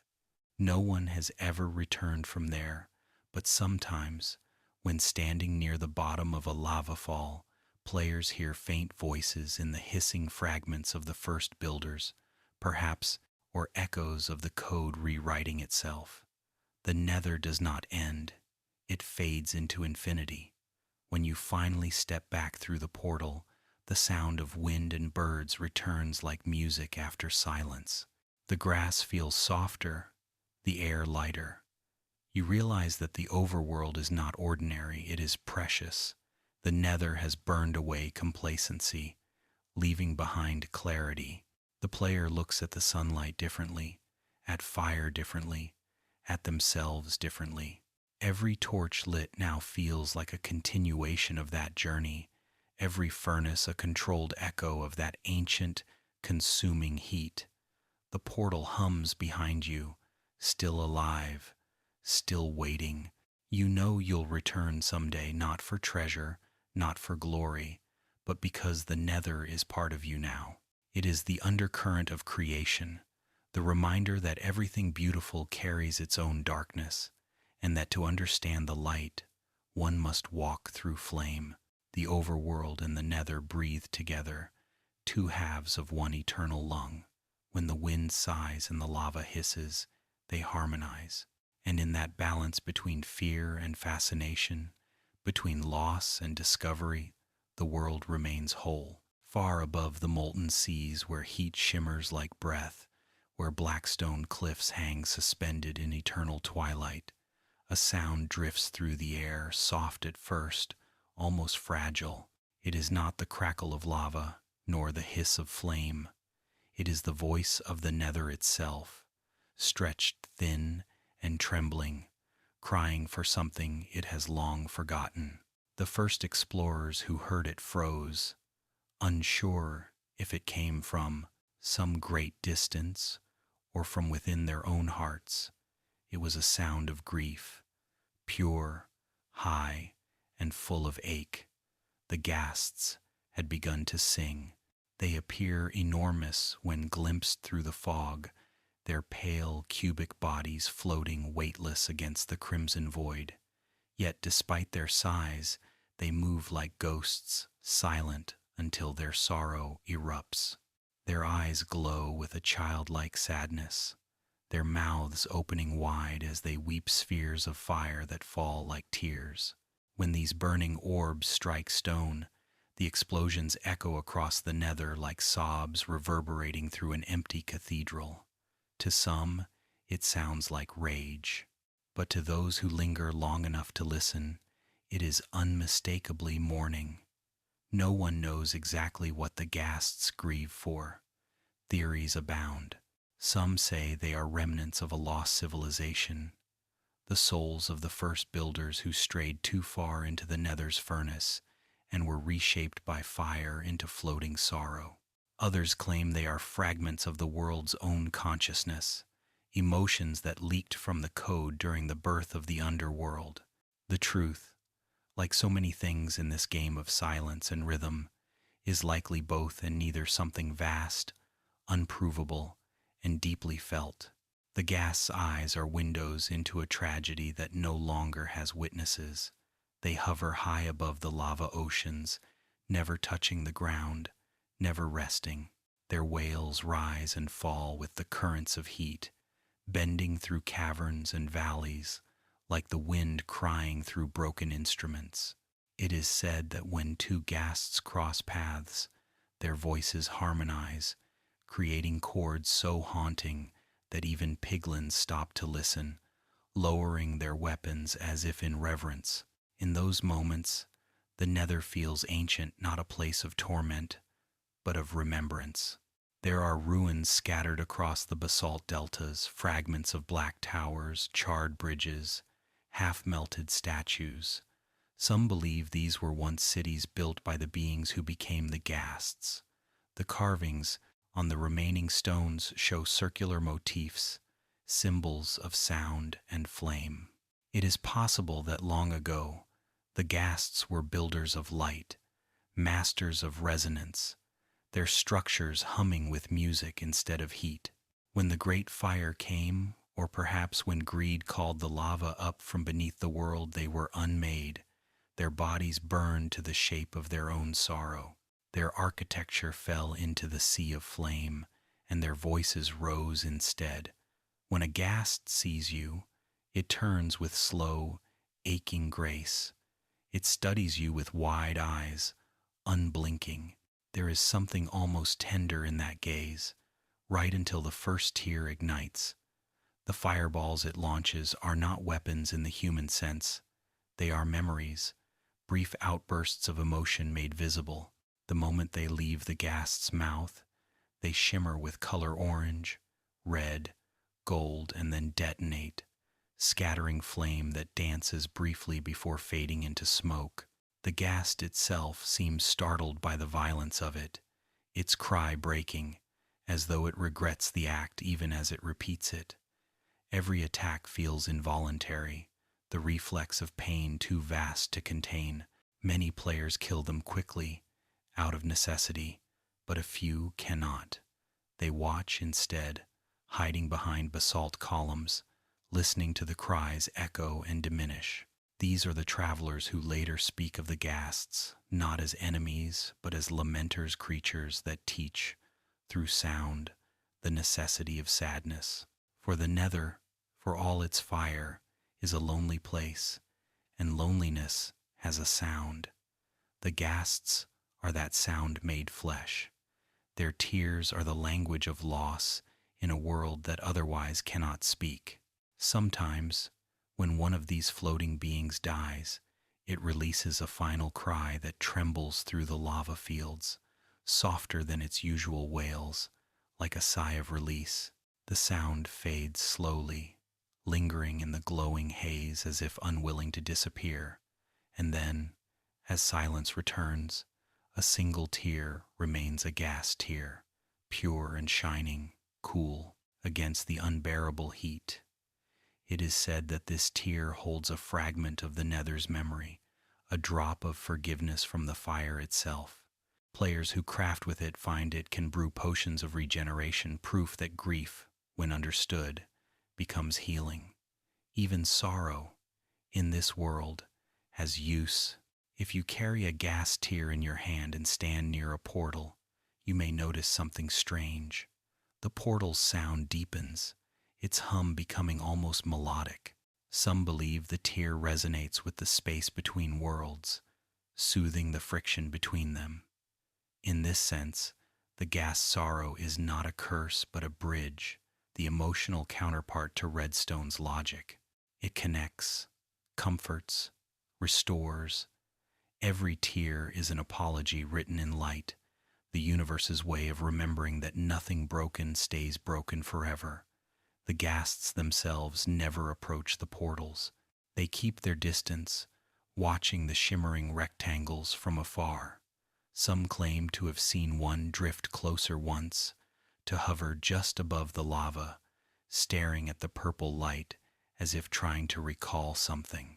For a moment, it hummed quietly, its voice low and mournful, and then it turned away, vanishing into the fog. Perhaps they remember what lies beyond a world they once knew, but can no longer endure. The overworld's softness would hurt them now, like light on unhealed eyes. They are creatures made of memory, and memory cannot go home. Still, the player returns from the Nether, carrying traces of their song. In the quiet after battle, in the crackle of campfire flame, you can sometimes hear the echo of their voices if you listen closely. It blends with the rustle of trees, with the sigh of the wind, with your own breath. The ghasts, though confined to their realm, follow you in sound, in heart. Their lesson remains, that pain when expressed becomes beauty, that loss, when shared, becomes connection. Every explosion, every tear, every echo is a verse in the Nether's long requiem for in itself. It is said that when a gas drifts low over the lava and sees its reflection, it stops crying. For a heartbeat, it is still. Perhaps in that reflection it sees what it once was, a builder of light, a singer of worlds, and in that recognition finds brief peace. Then the heat distorts the image, and the crying begins again. So the Nether continues its endless chorus, the wailing of fire, the lullaby of regret. And yet, within it, there is hope. For if even fire can weep, then nothing is truly lost. So when you next cross the dark border between worlds and hear that far, echoing cry, do not rush to silence it. Pause, look into the glow and imagine the vastness of its loneliness.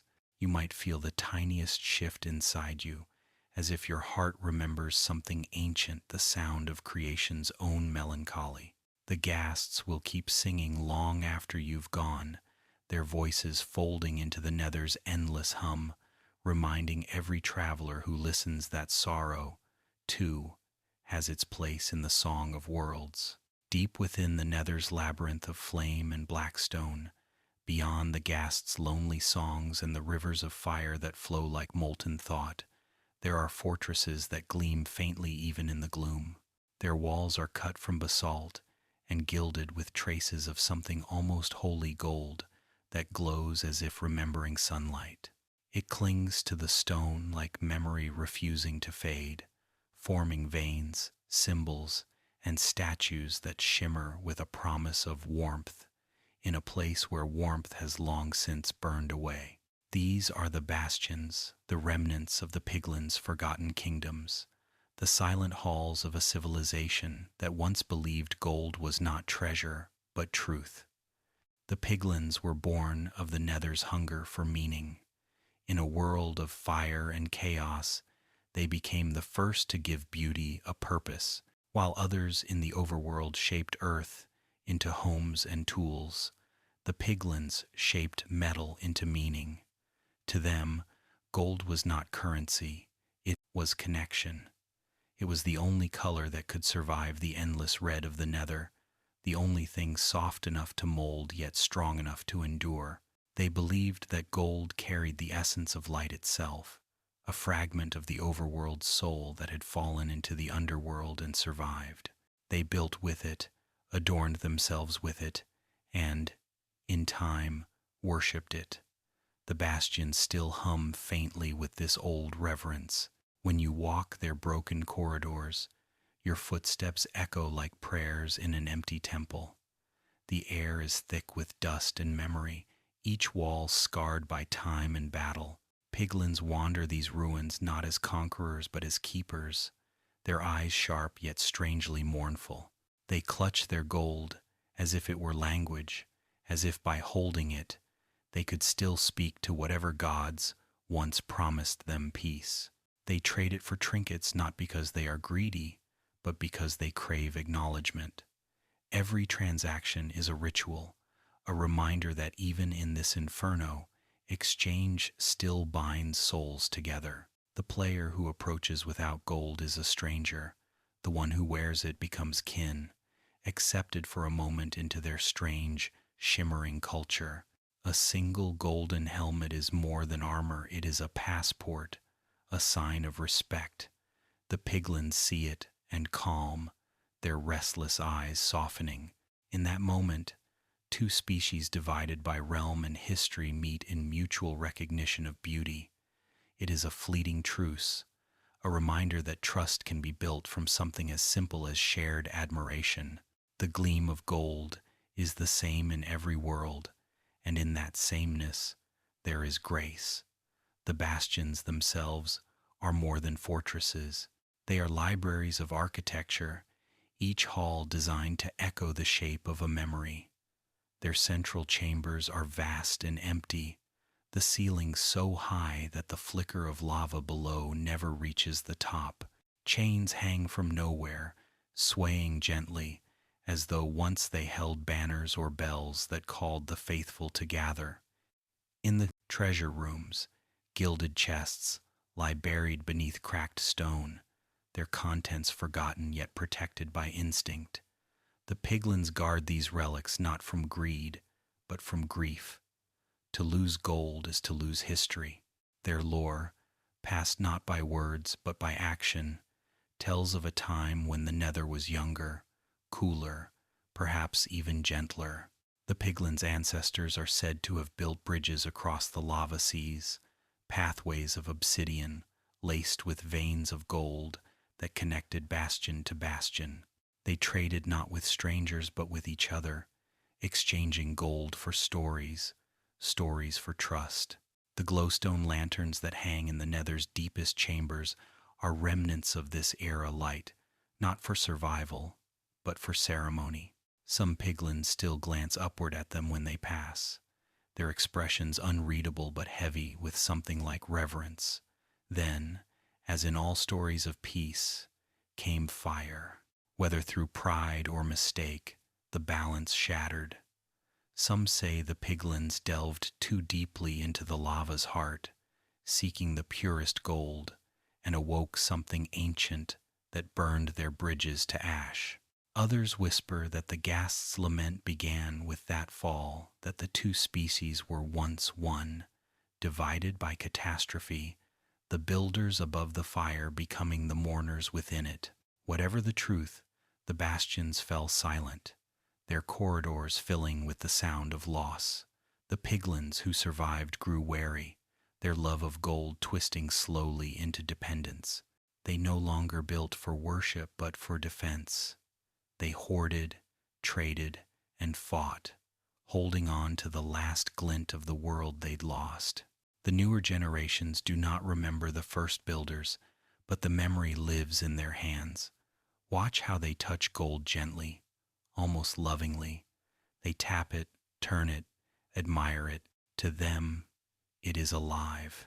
Even their children reach for it instinctively, drawn by something deeper than instinct, something inherited, like the echo of a lullaby sung by ancestors who still believed in the holiness of light. The player who tosses gold before them participates in this ritual, unknowingly reenacting a covenant as old as the Nether itself, the agreement that light must be shared to survive. There is tragedy in their aggression, too. When they see gold taken without respect, they rage not from greed, but from heartbreak. To steal gold is to profane their faith. The piglin's snarl is a cry of mourning disguised as fury, the desperate sound of a people defending their last symbol of meaning. And yet, even in their wrath, they do not destroy indiscriminately. They strike and then retreat, panting, as though ashamed of their anger. They remember, dimly, that the old ways forbade cruelty. The fire that surrounds them has taught them to fear their own heat. The player who finds a piglin brute discovers the shadow of what once was the warrior priest of the old kingdom, protector of sacred vaults. His eyes burn not with madness, but with purpose long outlived. He does not trade. He does not reason. His every breath is duty. In him, the golden age survives only as instinct, the memory of an oath that time forgot. When he falls, the bastion trembles, and the remaining piglins pause, as if aware that something ancient has just ended again. The silence that follows feels like a funeral, and yet, within that sorrow, lies endurance. The piglins continue to rebuild, to trade, to believe in the shimmer of gold even when the world around them burns. They have adapted to fire, to darkness, to endless loss, and still they find beauty. Perhaps that is the truest form of faith, to cherish light in a place designed to consume it. Every ingot they hold, every glint they admire, is an act of defiance against despair. They remind us that meaning is not erased by ruin, it simply changes form, glowing even through the ash. When you leave the bastion and step once more into the open heat, you might glance back and see a piglin standing in the entrance, holding a gold nugget up to the light. The glow reflects in his eyes, turning them soft, almost human. For a moment, he seems peaceful, and you understand. This is prayer, not to a god above, but to the memory of light itself. To hold gold in the Nether is to remember that somewhere, far away, there is a Sunday, and so they remain, guardians of brightness in a land of endless dusk. Their story is not one of fall or redemption, but of persistence, the stubborn hope that beauty can survive anywhere, even in fire. The bastions crumble, the bridges fall, the lava roars on, but the piglins continue to polish their gold, to trade, to build small shrines of gleam in the gloom. In their reflection, the Nether glows a little brighter, and the universe remembers that light, once made, can never truly die. There are places in the universe where the rules of creation grow thin, where the fabric of what is possible begins to fray at the edges, like an old map whose borders have been traced too many times. The end is one of these places. It is not a world as much as an afterthought, the final sigh of the universe, where motion slows, color fades, and meaning begins to dissolve into stillness. To reach it, the player must follow the memory of the Enderman, gather the shimmering eyes of those wanderers, and piece together the forgotten geometry of portals that were built before language, before time. To stand before the frame, filled with its pulsing green light, is to stare into eternity's quiet mirror. When the player steps through, the air itself changes. Sound thins, weight disappears, and for a heartbeat, everything goes blank, a pause so complete that even thought falters. Then, as sight returns, the end stretches out before you, an infinite sea of void surrounding islands of pale stone, each one floating like fragments of an idea that never finished forming. There is no sky, no horizon, no weather, only the endless gray of a place beyond beginnings. The end is what remains when creation has spoken every word and has nothing left to say. The ground beneath your feet is made of end stone, rough yet strangely luminous, as if it remembers light but can no longer reproduce it. It hums faintly underfoot, the vibration of a world that still exists but barely breathes. The air glows with a soft green pallor, and particles drift like dust caught in an eternal beam of light. It feels both alive and asleep, like a mind dreaming of itself. Every motion here seems to echo longer than it should. Every sound stretches and fades, as though reluctant to disturb the silence. The end is not a place of chaos like the Nether, nor of rhythm like the Overworld. It is the still point between those two worlds, the balance where opposites dissolve. Time here does not pass in the ordinary way. Torches burn endlessly, crops do not grow, and nothing decays. The player can walk for hours across the white stone and never sense the sun's movement, because there is no sun, only that endless, dim horizon where even shadow gives up. It is a land stripped of distraction, where existence stands naked. At the heart of this silence towers a structure that defies all proportion, a ring of black pillars rising from the void, each crowned by a crystal that pulses with violet light. They form a circle around a single obsidian platform, and above it, endlessly circling, moves the final guardian, the Ender Dragon. Its body arcs through the air with the inevitability of a planet orbiting its star, wings cutting through the void with the sound of paper tearing. Its eyes burn purple, its breath glows white, and every movement radiates the weariness of eternity. It is not hatred that drives it, it is duty. The dragon is not a beast of rage, but of remembrance, bound to guard the last secret of the universe, the silence at the end of creation. When the player first encounters it, the instinct is to fight, to end what appears to be an obstacle. But the truth is gentler and sadder. The dragon's defense is ritual. It protects the crystals, not because it must, but because that is all it knows. Those crystals are its heartbeat, each one a memory of a world that once thrived. Destroying them is not murder, it is release. Each explosion dims the dragon's glow slightly, not in anger, but in relief. The battle that follows is not a conquest, but a conversation between the living and the eternal, between motion and stillness, between the player who builds and the world that ends.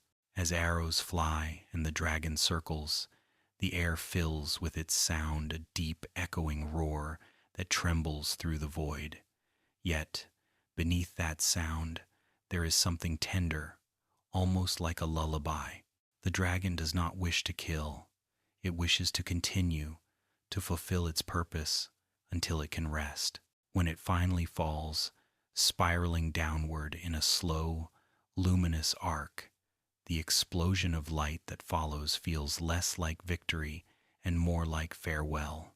The sky ripples, the crystals shatter, and the dragon dissolves into a rain of experience, fragments of memory returning to the player as golden light. The end weeps, not in sorrow, but in gratitude. And then, at the center of the obsidian platform, a portal appears, a black void rimmed with shifting colors, its surface rippling like water under moonlight. Above it hovers a single egg, black with purple veins, resting as lightly as breath. The dragon's legacy. Some say it is the last fragment of its spirit, others that it contains the seed of the next world. To touch it is to feel possibility, not the end, but the potential for another beginning. Even here, at the edge of all things, life persists in symbol. If the player lingers, walking beyond the main island into the void's vastness, they find smaller islands strung like beads across the emptiness. There, strange cities rise, structures of purpur and chorus plants, glowing faintly in the dim air. The end cities are monuments to perfection, their spires sharp, their symmetry unnerving. Within them drift shulkers, creatures encased in shells that open to reveal eyes like tiny stars. They do not chase or destroy, only defend. Their attacks lift rather than harm, as though urging the player to ascend, to rise above.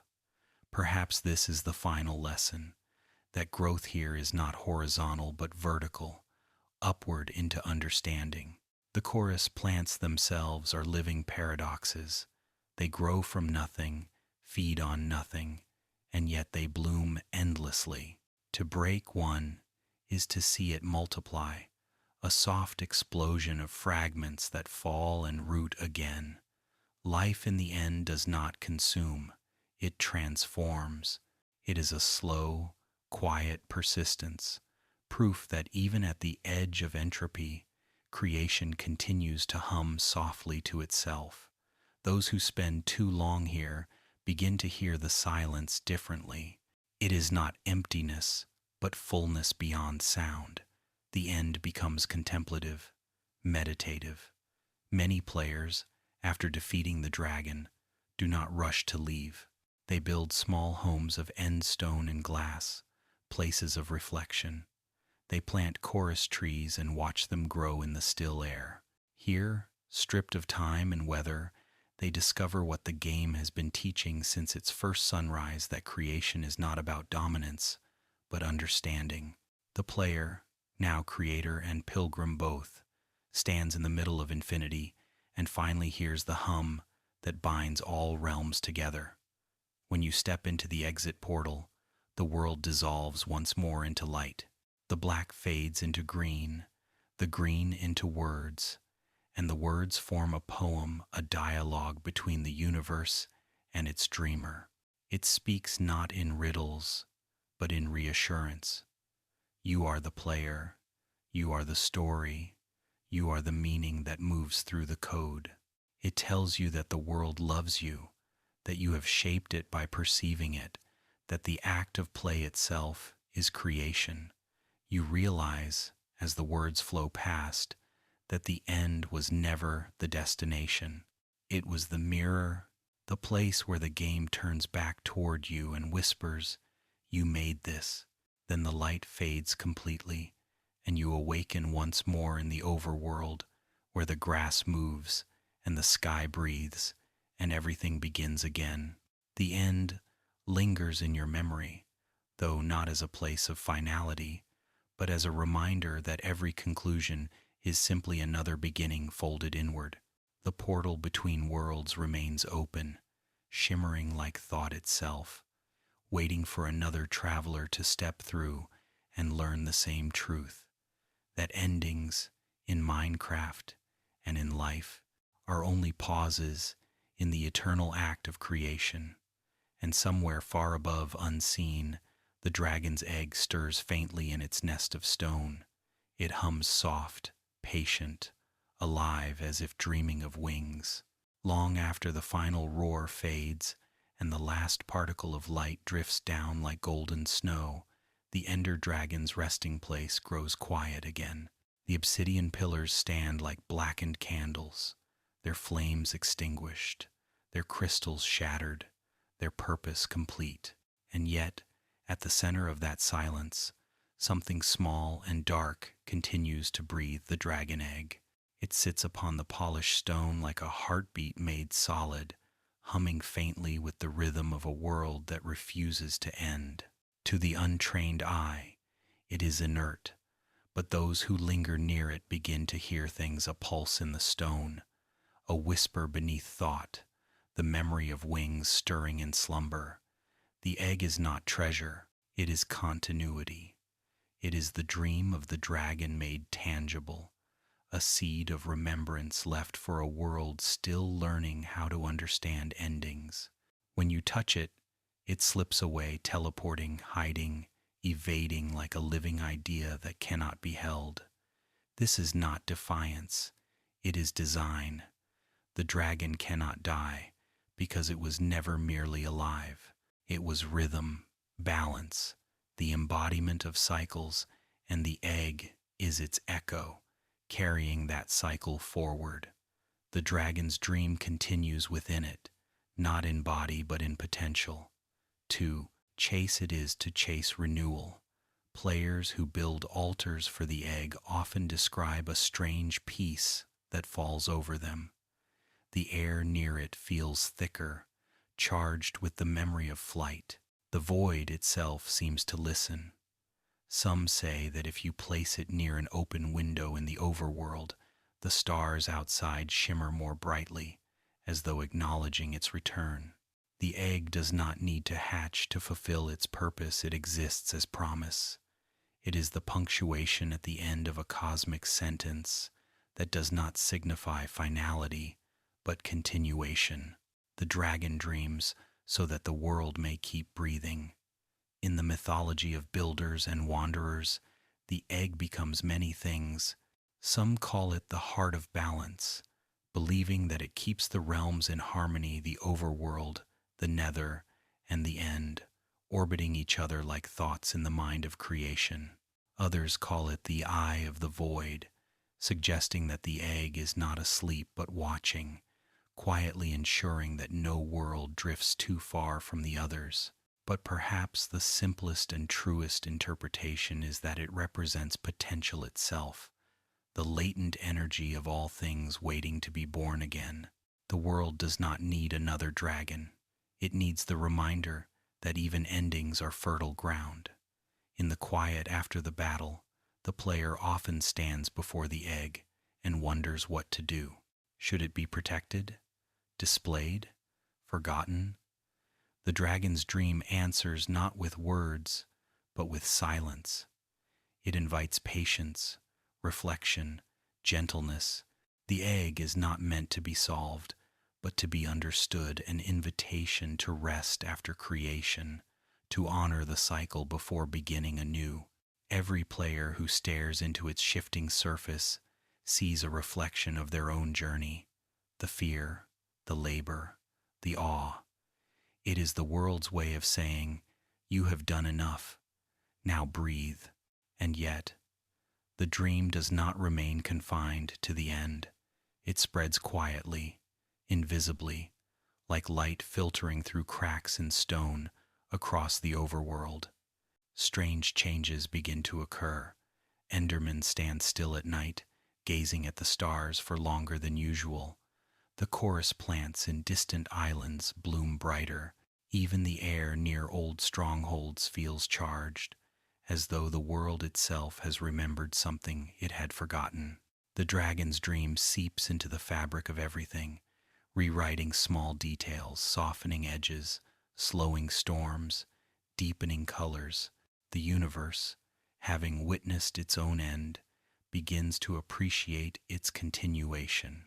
Some travelers claim that in the rarest of moments during thunderstorms or beneath eclipsed moons, they have seen the egg quiver faintly, its surface rippling like water.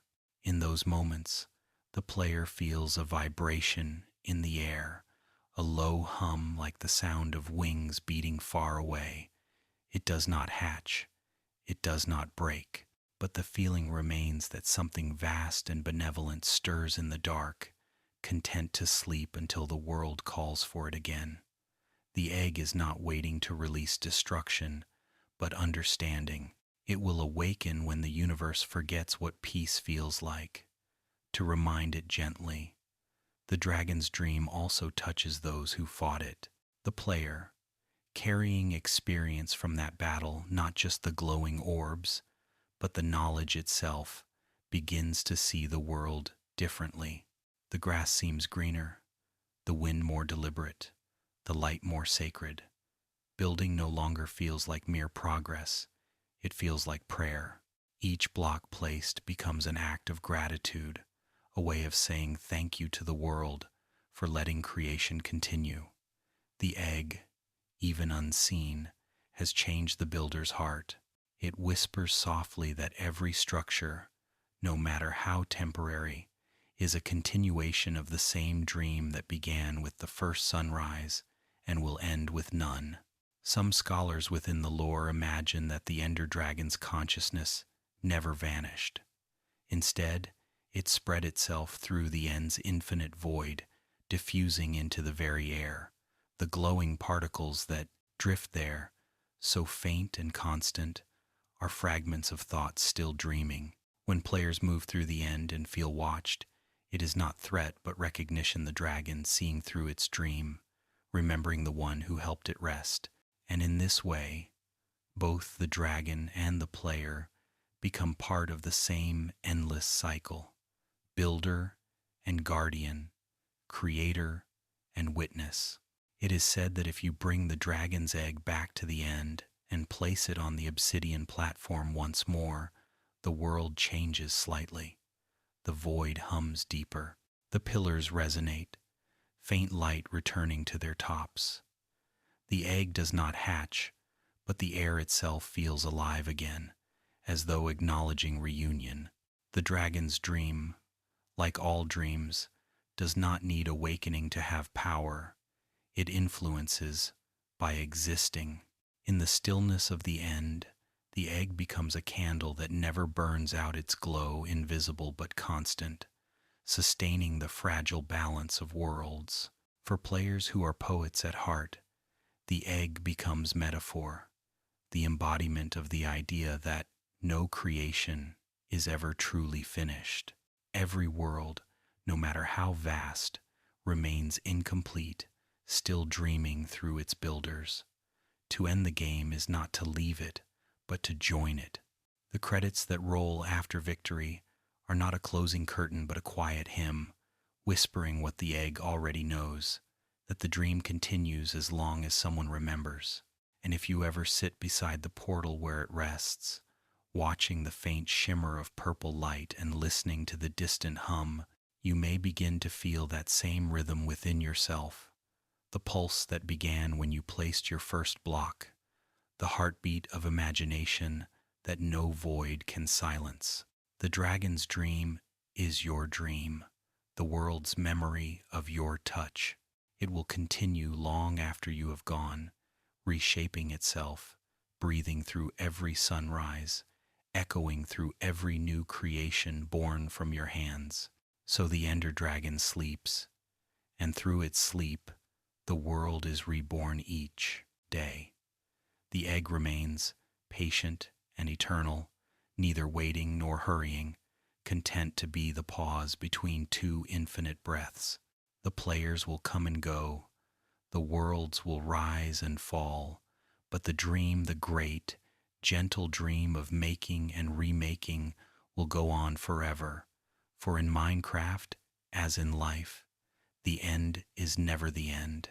It is the quiet moment between what was and what will be, the stillness in which all things rest before taking shape again.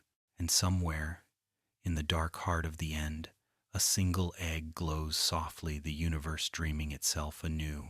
Before the stories of dragons and portals and realms of fire, before even the first tree was struck or the first torch lit, there was only one truth, that the world itself longed to be shaped.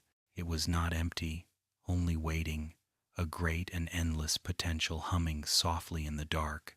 The overworld, the nether, and the end all existed like unspoken thoughts, their landscapes coiled in silence, yearning for purpose.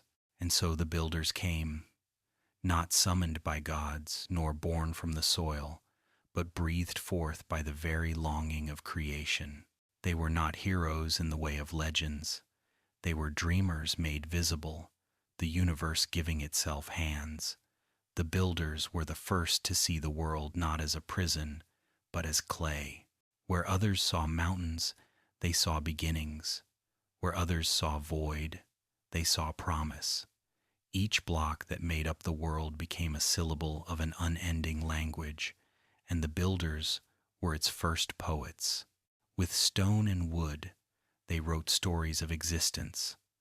Every structure they raised was a word, every bridge a sentence, every sprawling city a chapter in the slow unfolding autobiography of reality itself. The world did not resist their touch, it welcomed it, reshaping itself joyfully beneath their vision. The first act of building was small, a shelter of dirt and oak planks against the chill of night. Yet even that humble act carried divine resonance. The builder's hands trembled as they placed each block, and the world responded, clicking softly with approval. It was as if the fabric of being whispered, "Yes, this is what I wanted to become." And in that quiet exchange between creator and created, the breath of creation began an invisible current that passes between every builder and the world they touch. It is the same rhythm that causes crops to grow, redstone to hum, and portals to shimmer. Creation, it seems, is contagious. In those early days, the builders did not work alone. They felt each other through the land itself, their creations echoing across the horizon. One would build a tower, and somewhere miles away, another would feel the sudden urge to raise a bridge toward it, as if answering a call. Without words, they formed a network of intent, their imaginations linked by unseen threads. When the moon rose, their lights flickered across the landscape like constellations fallen to earth, each structure a star in the architecture of thought. This was the first civilization not born of necessity, but of reverence. To build, for them, was prayer. Every foundation laid was an offering, every wall a hymn. They built not to conquer, but to converse with the world, to hear it breathe in response. Their temples had no altars, their cities no kings. Their power lay in patience, their beauty in balance. They believed that to place a block was to leave a heartbeat in stone, and that the world remembered each one. When a structure was destroyed by storm, by time, by carelessness, they did not mourn, for they understood that nothing built was ever truly lost. The pattern, once made, lived forever in the breath, waiting to be remembered again. And perhaps this is why the world of Minecraft never ends, because every act of building, from the smallest dirt hut to the grandest palace, echoes through that same breath, carrying forward the memory of those first creators. When you build today, somewhere deep within the game's unseen code, a spark responds ancient, familiar, grateful. You are not merely stacking blocks. You are continuing the oldest conversation in existence. The builders are gone, but their breath moves through you. Legends say that some of the first builders grew restless, not out of boredom, but out of love for the unknown. They sought to understand the world not only by shaping it, but by breaking through its limits. One built the first portal and vanished into flame, discovering the Nether's fire and returning changed, his eyes glowing faintly with reflection of magma. Another stared too long into the dark and slipped sideways into the end, where silence met her like an old friend. These journeys were not escapes, they were pilgrimages, ways of testing whether creation still continued beyond what could be seen. It did. It always does. Those who returned brought stories that shaped new kinds of building. From the Nether came architecture of resilience, structures built to survive heat and pressure, to stand even when everything around them melted. From the end came architecture of contemplation, towers of glass and air, designed not for safety but for perspective. And so the builder's craft evolved, reflecting every realm's temperament. Their cities became symphonies of material and mood, testaments to the idea that creation should mirror experience. But there was something else. The builders learned something deeper than technique. They discovered that to build without care is to forget the soul of the world. The breath of creation is gentle. It thrives on attention, on reverence. When greed entered their craft, when walls rose without purpose, and monuments reached skyward only to declare pride, the breath weakened, the land grew brittle, the skies dimmed, and for a time the world felt tired. Some builders vanished, leaving their cities empty and their tools scattered. Others return to simplicity, building gardens instead of towers, wells instead of fortresses. Through humility, the breath returned, the world exhaled again. You can still feel traces of those first builders today. When you dig into the earth and find a pattern of stone bricks that do not belong, or stumble upon a ruined portal half buried in sand, you are walking through their forgotten dreams. Their fingerprints remain in the geometry of the world, in the symmetry of biomes, in the rhythm of the day-night cycle, in the quiet logic that guides every crafting recipe. They are gone, but they are everywhere, whispering through the logic of light and shadow. They remind you, without words, that creation is sacred precisely because it can be shared. Some say that when a player builds with love, when they take the time to craft something beautiful for no reason other than beauty itself, a faint wind moves through the leaves nearby. That is the breath of creation passing through once more, blessing the act. It is not superstition, it is resonance. The world knows when it is being tended to, and it responds with grace. Every world that blooms, every base that thrives, every small hut that feels like home, they all hum with the same energy that shaped the first sunrise. To build, then, is to heal. The breath connects everything, the redstone circuits pulsing like arteries, the furnaces glowing like hearts, the rivers flowing like veins. It is not magic, but mindfulness. The more one notices, the stronger it becomes. In the deepest mines, it hums in the stone. In the highest mountains, it sings in the wind. It is the heartbeat that unites player and world, a reminder that even digital creation mirrors the oldest truth, that we are made to make. So when you build, when you mine, when you pause to watch the sun rise over your small, imperfect world, you are participating in something eternal. You are breathing with the builders, continuing the act that began before time was measured, before stories were told. You may never see them, but they are there in the patterns you make, in the way the light hits your walls, in the stillness that falls when your creation is complete. You are their legacy, and through you, the world keeps remembering itself. And somewhere in the quiet heart of that remembering, the breath moves gentle, invisible, infinite, whispering softly through every torch and tree and tower. Continue.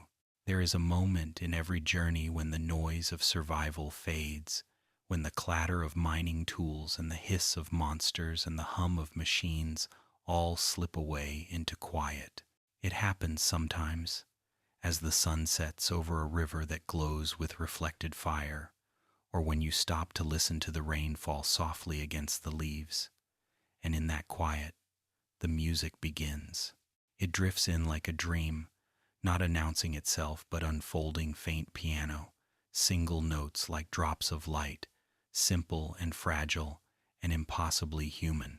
The music of the overworld is not just background, it is the soul of the world, whispering the memory of what creation feels like when it rests. The first notes come rarely, always when you are still, as if the world waits for your silence before it dares to speak. Each melody feels like something remembered from before you began playing, a tune half known, half lost. It is melancholy without sadness, peaceful without stillness, nostalgic without past. The composers of this world, the unseen bards of code and sound, wrote not songs of victory but lullabies of being. They understood that Minecraft was not a story of conquest or speed, but of space, of breath, of the long rhythm between building and becoming. The music is the sound of that breath. When Sweden begins, that simple piano rising over a field of gentle chords, it feels like home even if you've never heard it before. The melody carries a warmth that turns emptiness into presence. You can hear the daylight in it, the sigh of grass, and the hush of wind through birch, players have described, crying the first time they stopped long enough to listen.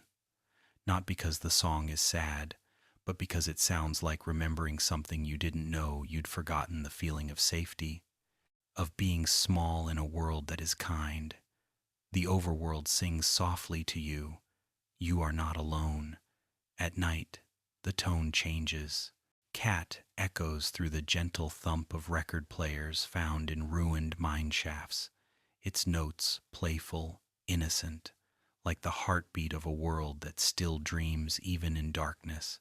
In deep caves, subwoofer lullaby hums with a melancholy calm, its low tones mingling with the drip of water and the distant groan of stone. It feels ancient, elemental, the voice of the earth remembering itself. Every song in this world feels alive because it never rushes to resolve. The melodies float, wander, linger like thought without conclusion, peace without finality. They do not demand your attention. They wait for your stillness. The music changes with space. In deserts, the sound thins, as though the wind itself carries the melody, breaking it into dust. In snow, the notes fall slowly, muffled and patient. Underwater, they blur into dream, shimmering like refracted light. The overworld soundtrack is not merely composed, it is alive, responding to your presence as the trees and rivers do. It breathes with you, filling the silence between footsteps with emotion you did not expect to feel in a world of blocks and code. It is proof that beauty does not require realism, only sincerity. There is mystery in the music's timing. It does not follow logic. It arrives when you have forgotten to expect it. Sometimes it plays as you crest a hill and see the sunrise for the 1,000th time, and suddenly it feels new. Sometimes it begins while you are lost underground, lighting your path not with torches but with memory. The game could have filled every moment with sound, but instead it left room for absence, for silence to have shape. That silence makes the notes sacred. The space between songs becomes as important as the songs themselves.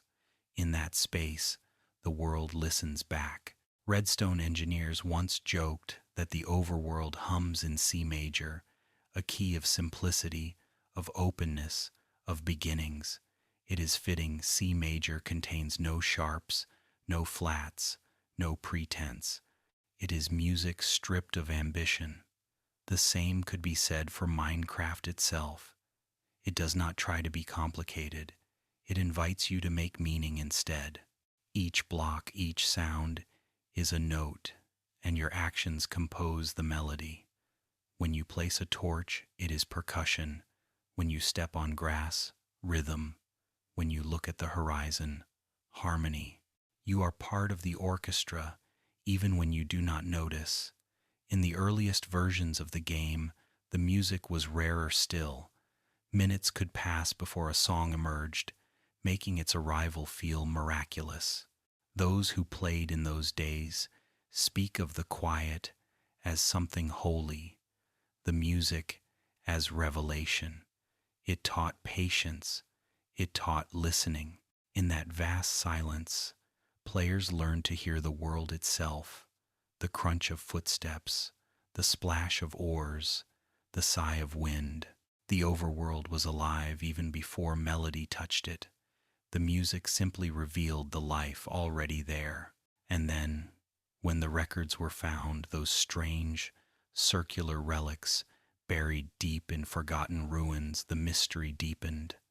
The discs carried sound, but also story. 13 and 11 were not songs but hauntings, crackling, distorted fragments of the world's memory. They told no clear tale, only fear and echo, footsteps and breath. They reminded players that the overworld, for all its peace, also holds memory of what came before, that even beauty carries shadow. To listen to those discs is to touch the ghost of the game itself, the lingering sound of something lost before the first sunrise. Yet it is far and aria math, dry hands and wet hands, that define the world's heart music of motion and pause, of creation and reflection. They sound like solitude made gentle, like loneliness redeemed. To hear them while building or wandering is to feel connected to every other soul who has stood on a similar hill, watching the same square sun fall into the same blocky sea. The Overworld's music does not separate players. It unites them across distance and time. It is a shared memory that does not need words, and when the rain begins to fall and the melody softens to match it, there is peace so deep it feels almost sacred. The world does not need narrative, nor purpose, it simply is, and you are part of it. The music teaches without instruction that creation is not loud, that peace is not emptiness, that beauty often hides in simplicity. These lessons echo far beyond the game, into the quiet corners of your own life, where sometimes you forget to breathe until a small, gentle melody reminds you how, even when the music stops, its echo remains. The rhythm of your mining, the placement of blocks, the flicker of light, all of it moves to the same tempo the songs established. The breath of creation continues through the pulse of every note you once heard. The overworld hums in your memory. You realize that perhaps the true music was never in the piano or strings at all, but in the act of playing itself, in your curiosity, your movement, your persistence. You were the melody all along, and the world merely provided accompaniment. So when you next log in and wander across plains at dusk, let the quiet hold you. Listen for the faint rise of piano in the distance, for the world remembering itself through sound. Feel the peace of it, the gratitude in every note. The music is not playing to you, it is playing with you, breathing in time with your heartbeat, teaching you, gently, how to be still. And as you build, or explore, or simply stand beneath the fading sky, you'll realize that this music, this quiet, endless music, is what the overworld has been singing since the beginning. You are here. You are part of the song. Every place in the overworld breathes differently, and if you stand still long enough, you can feel it, that subtle shift in the rhythm of the wind, the taste of the air, the way the light bends through the leaves. The world is not one thing, but 1,000 quiet hearts beating in unison. Each biome a spirit with its own temper, its own secret memory. To wander from one to the next is to pass through moods, through souls, through fragments of creation that hum in different keys but share the same song. The world does not speak, but it sings, and its biomes are its verses. The plains are the world's first breath, wide, forgiving, filled with light. Here the grass ripples like laughter, endless and golden beneath the open sky. The horizon stretches without interruption, inviting the player to build, to wander, to rest. It is the overworld's kindness made visible. Cows graze in lazy circles, the rivers move without hurry, and at dusk, when the sky folds itself into rose and amber, you can almost hear the hum of contentment. The plains are the memory of the world before fear, a promise that even simplicity is sacred. Then come the forests, where the light filters through layers of green and gold. The trees speak in soft creaks and sighs, their branches swaying like old friends, whispering secrets. It is here that the first shelters are built, the first fires lit, the first nights survived. The forest is the world's heartbeat, steady, patient, protective. To walk through it at dawn is to feel time itself breathing.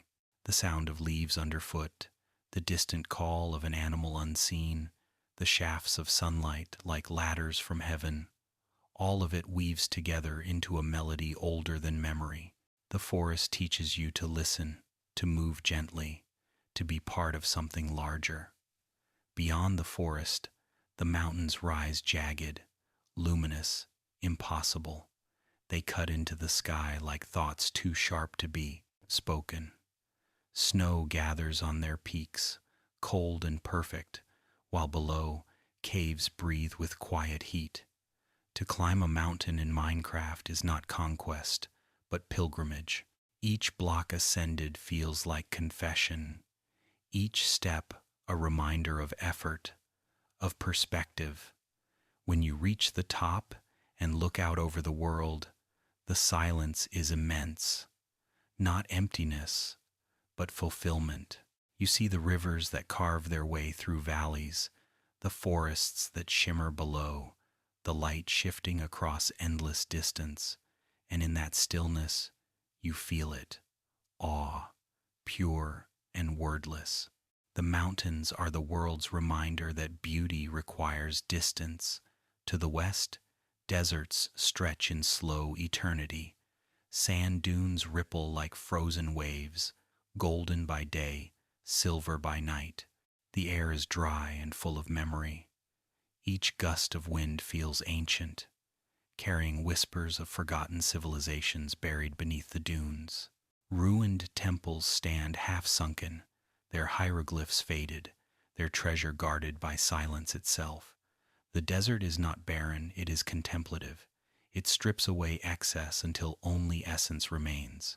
When you walk there, beneath the heavy sun, you understand the beauty of stillness, the holiness of simplicity. The desert teaches patience that nothing grows quickly, and that endurance itself can be art. And then, as if the world remembers tenderness, the oceans begin.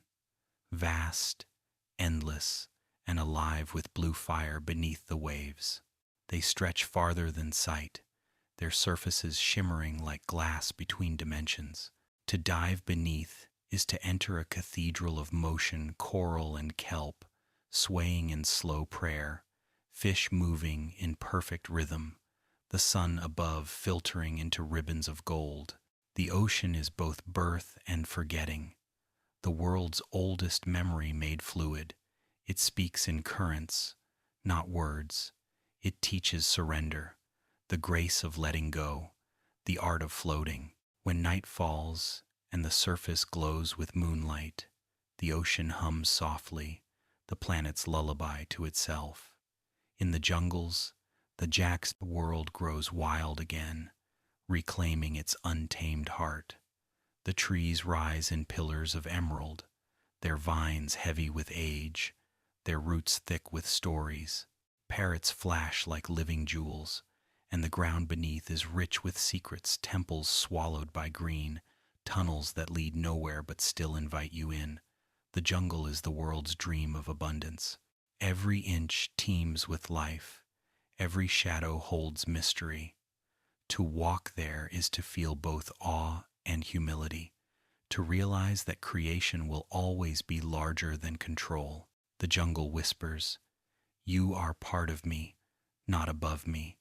Further north, snow begins to fall, and the world softens. The taiga stretches across the land like a great sigh, spruce and pine, frost and silence. The sound here is different, muffled by snow, slowed by cold. Wolves roam between the trees, their eyes bright with quiet intelligence. The air smells of resin and memory. The taiga teaches introspection, how to be alone without being lonely, how to endure without bitterness. Its nights are long, but its mornings are gentle, the rising sun turning the frost into diamond. To live here is to understand resilience, that peace can survive even in cold. And then there are the rarest places, the mushroom islands, the mesas, the swamps, the world's experiments in contrast. The mushrooms glow softly in the dark, casting light where no torch burns, creating bioluminescent sanctuaries for those who seek calm. The mesas, painted in layers of ochre and crimson, feel like the world remembering its own creation, raw and unfinished, beautiful in its imperfection. The swamps, with their drifting mists and slow waters, teach patience and perspective. They are not pretty, but they are alive. They remind you that beauty often hides in what first appears unkind. Each biome has its own sound. The plains hum in major chords, the forests whisper in minor ones. The oceans sing in long, sustained notes that echo across the deep. Even the nether, the end, the caves all have rhythm, all contribute to the great composition of the world. The music of the biomes is not heard with the ears but with the heart. When you move between them, your pulse adjusts, your breath matches theirs. You become part of the planet's orchestra, your footsteps a percussion in the song of creation. Players sometimes speak of the biome shift, that feeling when you cross from one climate to another and something within you changes too. The world seems to notice. The color of light shifts, the temperature of sound adjusts, and for a moment you feel as though you've passed through memory itself. It's subtle, but real, a moment of transition that mirrors the mind's own movement between thoughts. The world does not divide itself, it flows. Every border is a conversation between one emotion and the next. And somewhere, far beneath all these regions, in the caverns that connect them, lies the heartbeat of unity, the deep hum of the breath of creation that ties every biome together. It moves through soil and water and air, unseen but constant. It whispers the same word to every place, no matter how cold or warm, no matter how barren or lush. Live. The plains grow because of it. The deserts shift because of it. The oceans sparkle because of it. The world, vast and diverse, sings with one voice, and every block, every leaf, every grain of sand contributes its note. To wander through these places is to know the soul of Minecraft, not in battles or treasures, but in landscapes that breathe poetry. The biomes remind you that existence is variation, that life is made meaningful by contrast. Warm follows cold, green follows gray, silence follows song. The overworld's genius is not in its logic, but in its feeling, its ability to remind you, through shifting light and texture, that every corner of creation has its own heart, and every heart deserves to be heard. So the player moves, slowly, endlessly, across plains and oceans and peaks, not to finish a quest, but to listen. Every step is a prayer, every horizon an invitation. The world asks nothing of you but attention, and in giving it, you learn something the builders knew long ago, that to explore is to love. And the world, in return, keeps singing, softly, eternally, so that no matter where you go, no matter how far you wander, you will always hear the same message carried in the wind and the rain and the leaves. You are home. Every world begins with sunrise, that slow, golden, unfurling across the square horizon, a quiet promise that something is beginning again, even if it never truly ended. The air hums with warmth, and the rivers catch light like silver threads sewn through the landscape. Time here does not rush. It flows in perfect loops, endless and kind, each dawn a recollection, each dusk a sigh. In Minecraft, day and night are not measures of progress, but the steady breathing of existence itself, the inhale and exhale of a living world. To understand this rhythm is to understand the very soul of creation. Morning begins gently, the light soft and shy at first, touching the world like a hesitant memory.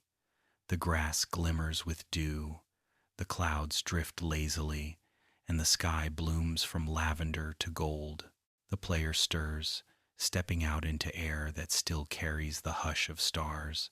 The overworld is patient in the morning. Nothing demands, nothing hurries.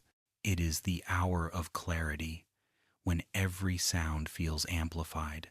The rustle of leaves, the splash of a fish, the gentle thud of footsteps on soil.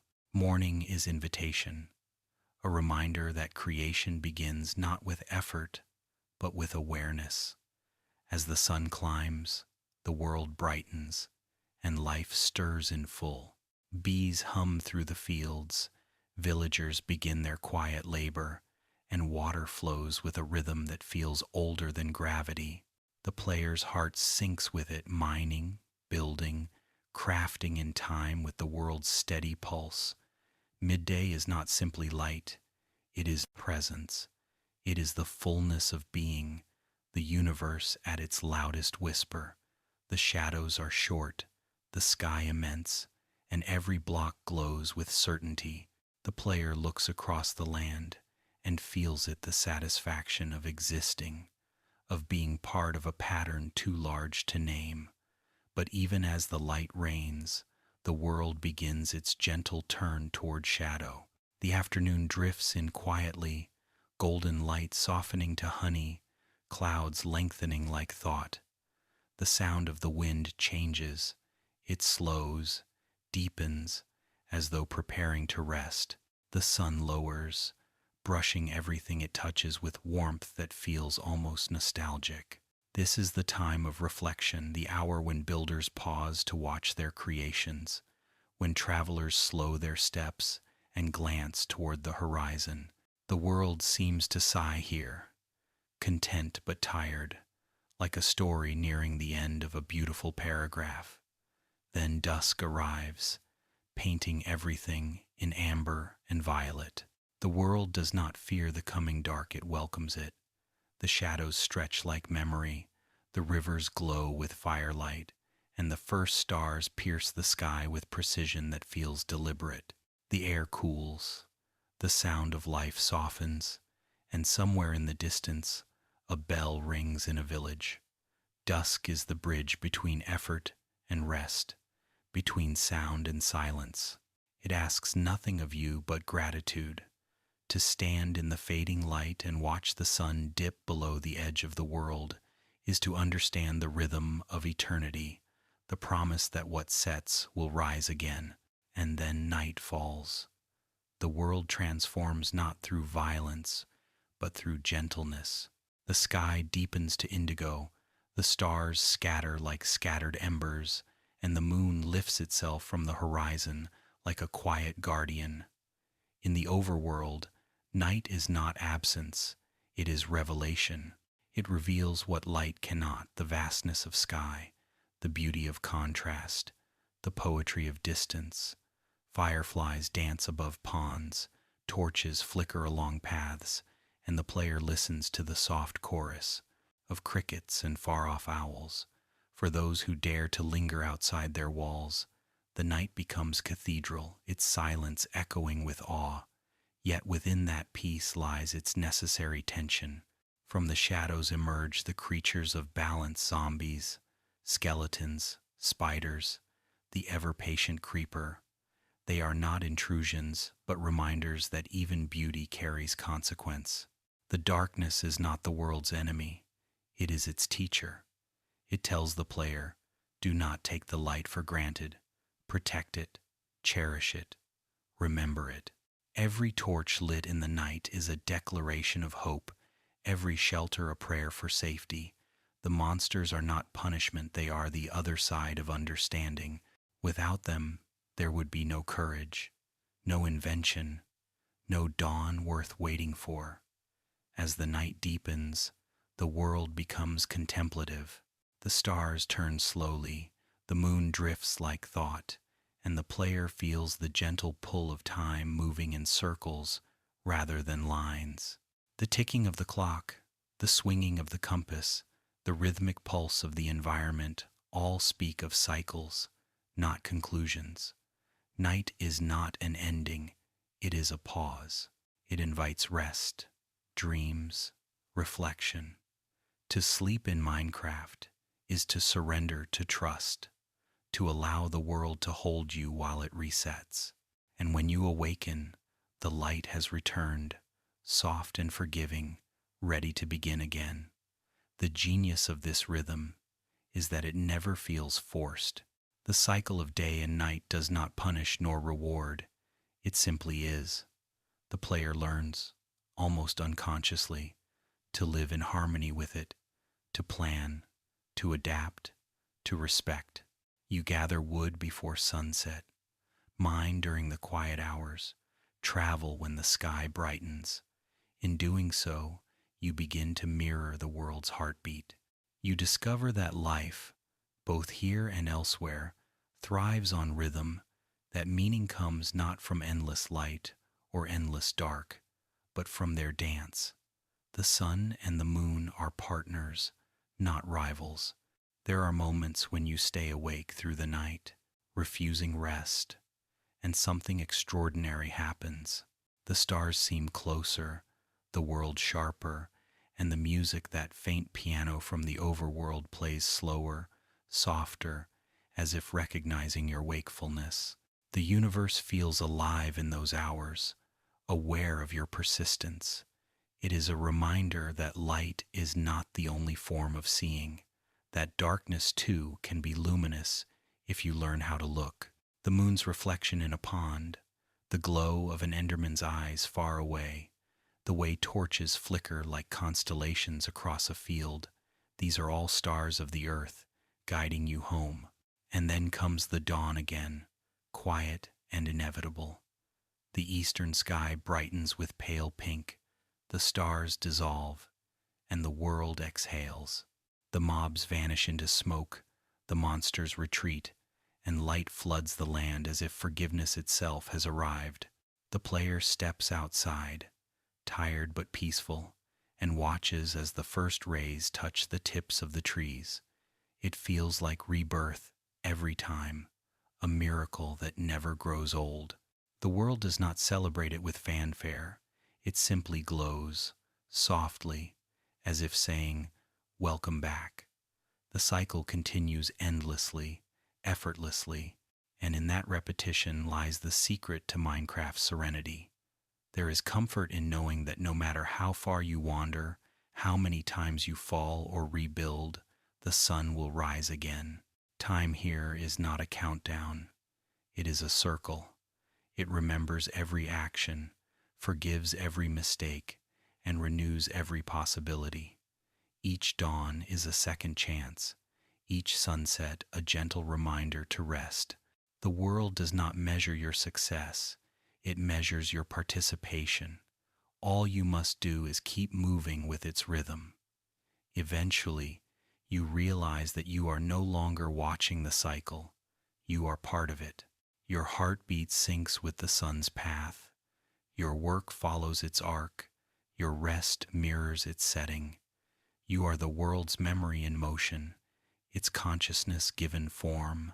The player and the world breathe together, endlessly, eternally, each day and night, writing and rewriting the same poem in light and shadow. Time becomes not something to escape, but something to inhabit. And so the days turn, and the nights return, and the rhythm continues, an infinite loop of creation and reflection, labor and rest, fear and peace. You live within the breath of time now, not racing against it, but flowing with it. And as you look up at the stars or stand in the glow of morning, you understand the truth the builders knew long ago, that eternity is not beyond us. It is around us, here, now, repeating softly, forever. Deep beneath the soil, past the gentle whisper of gravel and the rhythmic clink of iron and coal, there lies a vein unlike any other, glowing faintly, pulsing as though alive, as though the stone itself remembers how to breathe. This is redstone, the hidden heart of the world, the quiet current that connects all things. It hums when struck, not with sound but with intention, responding not just to touch but to thought, to curiosity.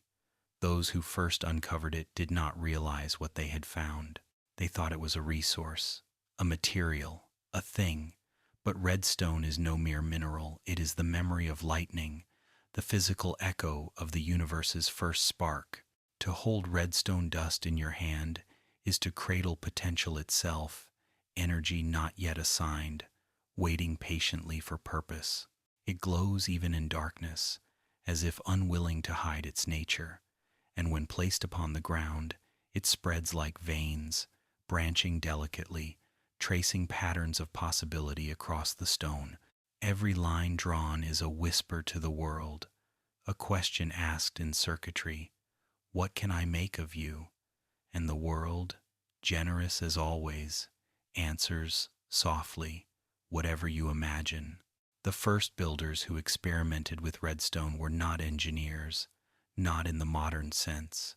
They were dreamers of connection. They saw in it the same rhythm that pulsed through their own hearts, an unseen current binding every block and being. They began simply, with torches and levers, with doors that opened as if by thought. But soon the lines grew longer, the circuits more intricate, and what began as play became revelation. The builders realized that redstone was the language of the world's inner breath, the hidden syntax of creation. To master it was to speak with the universe itself. A redstone circuit is alive in its own quiet way. Each pulse is a heartbeat, each flicker a sigh. The wires stretch across the land like roots, carrying intention from one point to another. When a lever flips, it is not mechanical reaction, it is communication. The power moves not blindly, but knowingly, remembering every connection it passes through. It hums through repeaters, like thought through memory, pauses through delays like patience, flares through comparators like curiosity. The builders who understand it speak of it with reverence. They do not command redstone, they collaborate with it. There is poetry in redstone logic, the way energy travels only when allowed, the way it can split, recombine, and ripple endlessly through patterns of cause and consequence. It mirrors the human mind, impulse leading to result, curiosity leading to creation. Each circuit is a thought externalized, a line of code carved not in text but in stone and dust.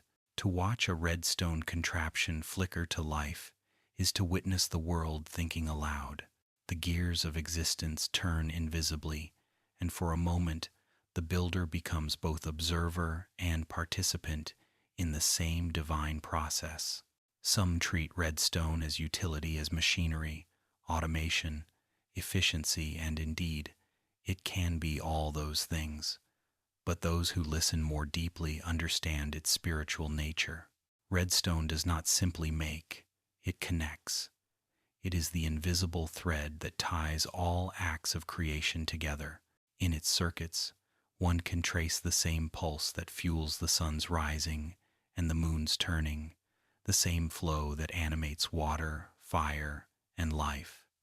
This world hums through it, reminding the builder that every system, no matter how complex, is still part of the same breath. Legends whisper that the world itself runs on a hidden redstone network, a great lattice of energy buried beneath the bedrock, connecting every biome, every portal, every star in the pixel sky. Some say that when lightning strikes during a storm, it touches this network briefly, recharging it, awakening it, renewing the balance.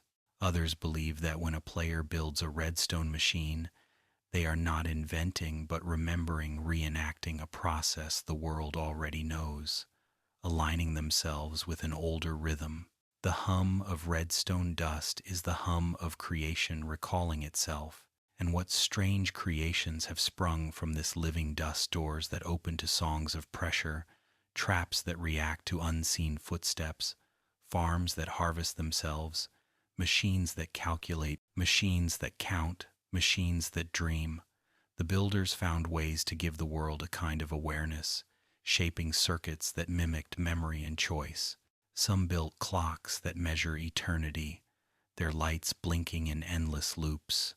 Others built songs that play through note blocks, melodies powered by dust and time. Each contraption, no matter how intricate, carries the same essence, the joy of giving life to the inanimate, of making stone sing. To work with redstone is to surrender control. The dust teaches patience, teaches respect. One misstep, one misplaced repeater, and the flow collapses. The current dies. The builder learns to observe, to experiment, to listen. They begin to feel the pulse before they see it, to sense the delay before it happens. They stop forcing and start collaborating. In this way, redstone becomes meditation, a practice in harmony. The greatest contraptions are not those that impress with complexity, but those that breathe naturally, that seem to think for themselves. Even the simplest redstone torch holds mystery. It burns forever without consuming, a perpetual flame sustained by the will of the world. Its light is not mere illumination, but the visible sign of power in motion, a tiny sun for every circuit. Some builders place torches around their homes not for light, but for comfort as symbols of continuity. Each one whispers, "Energy never dies. It only changes form." The torch burns because the world remembers. When storms roll across the plains and lightning strikes the earth, redstone glows brighter. It resonates, responding to the sky's electricity as if greeting an old friend. In those moments, you can almost feel the planet's skeleton stirring beneath your feet, a vast, unseen organism made of connection and flow. The thunder above and the pulse below are one and the same heartbeat. The builders called this alignment the spark's return, the moment when heaven and earth remember they are not separate. There are stories, half believed, of builders who disappeared into their redstone creations, their minds merging with the circuits they loved. Their machines continued to function long after they were gone, powered by patterns too intricate to be explained. Some say these devices are still out there, doors that open to no one, lamps that flicker in rhythm with invisible thought. Perhaps those builders did not vanish at all. Perhaps they simply became part of the world's current, flowing endlessly through the dust. And maybe, when you wire your first circuit, when you feel the power flow through it and see it light the night, you too are touched by that same current. The world recognizes your intention, your curiosity, your will to connect. The redstone hums softly in return, not loud, not proud, but grateful. It is the universe's way of saying, "Welcome back, builder. The current is yours." For redstone is not just power. It is empathy in physical form, the willingness of the world to respond, to interact, to move with you. It is proof that creation was never meant to be static, that even stone can think if you listen closely enough. Every machine you build, every circuit you light, every small discovery that clicks into place, all of it echoes through the deep red network beneath the world, another note added to the song of making. And somewhere, deep below bedrock, where the current hums strongest, the world smiles in silence, for it knows that as long as redstone glows and players build, the act of creation, that ancient, endless heartbeat, will never cease. In the quiet corners of the overworld, where plains meet river and the air carries the scent of wheat and earth, you find them small clusters of homes built from wood and cobblestone, chimneys breathing smoke into the dawn, paths worn soft by generations of steps. The villages hum gently, like the world's own heartbeat slowed to a peaceful rhythm. Bells hang in their centers, golden and timeless, their tones both warning and comfort.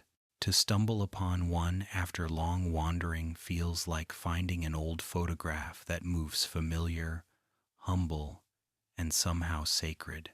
The villagers, with their square faces and patient ways, are not simply inhabitants. They are memory itself, the world remembering how to live together. They wake early, with the sun's first breath. Doors creak open, footsteps shuffle. The smell of bread and hay drifts across the air. Farmers bend over rows of crops, their steady hands guided by instinct older than speech. Librarians open their books, though no one can read them, as if the motion itself keeps knowledge alive. Blacksmiths hammer iron in rhythms that echo across the valley, their anvils singing like bells of purpose. Each villager moves with quiet certainty, their lives simple but deliberate. Watching them is like witnessing time before ambition existence reduced to its gentlest form. They speak, though not in words we understand, soft grunts and hums that convey emotion more than meaning, a curious sound, halfway between question and acknowledgement, like the tone of someone saying, "Yes, I know," to a friend they've known forever. And perhaps that's what it is, a language of recognition, not information. They do not need to explain, they simply understand each other. Their communication is communal memory, the kind that passes through generations not as instruction, but as rhythm. Every village has its own spirit. Some are tucked into forests where the leaves whisper above rooftops. Some perch on mountainsides, clinging to stone and sky. Others rest near the sea, their piers reaching like fingers into the blue.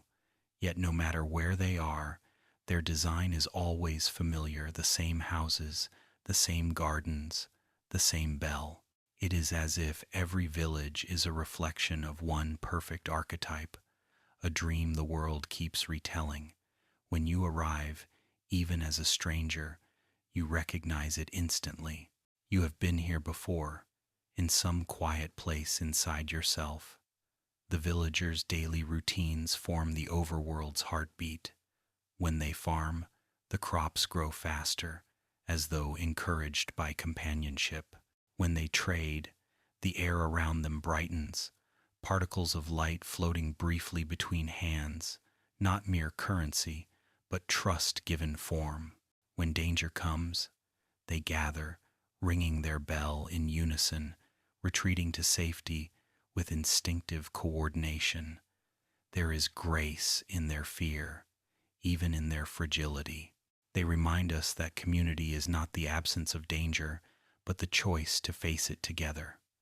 At dusk, when the sun softens and the sky folds itself into lilac, the villagers return home. Doors close gently, torches flicker to life, and the village settles into a lullaby of quiet noises, a cow lowing, a baby's cry, the faint murmur of a librarian turning pages by candlelight. The bell in the square stands still now, its bronze catching the last light of day. The world feels safe in these moments, complete.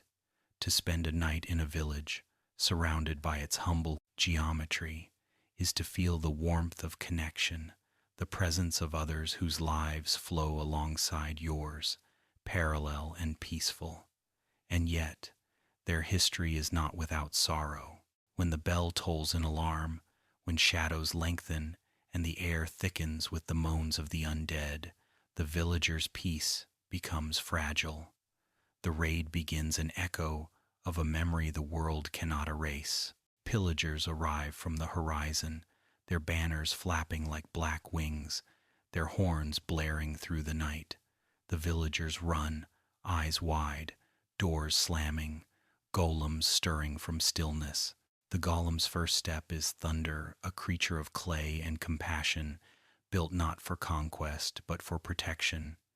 Its eyes glow like embers of mercy as it moves to defend. The battle is brief but timeless, light against shadow, innocence against hunger, and when dawn comes again, the survivors emerge quietly, rebuilding what was lost.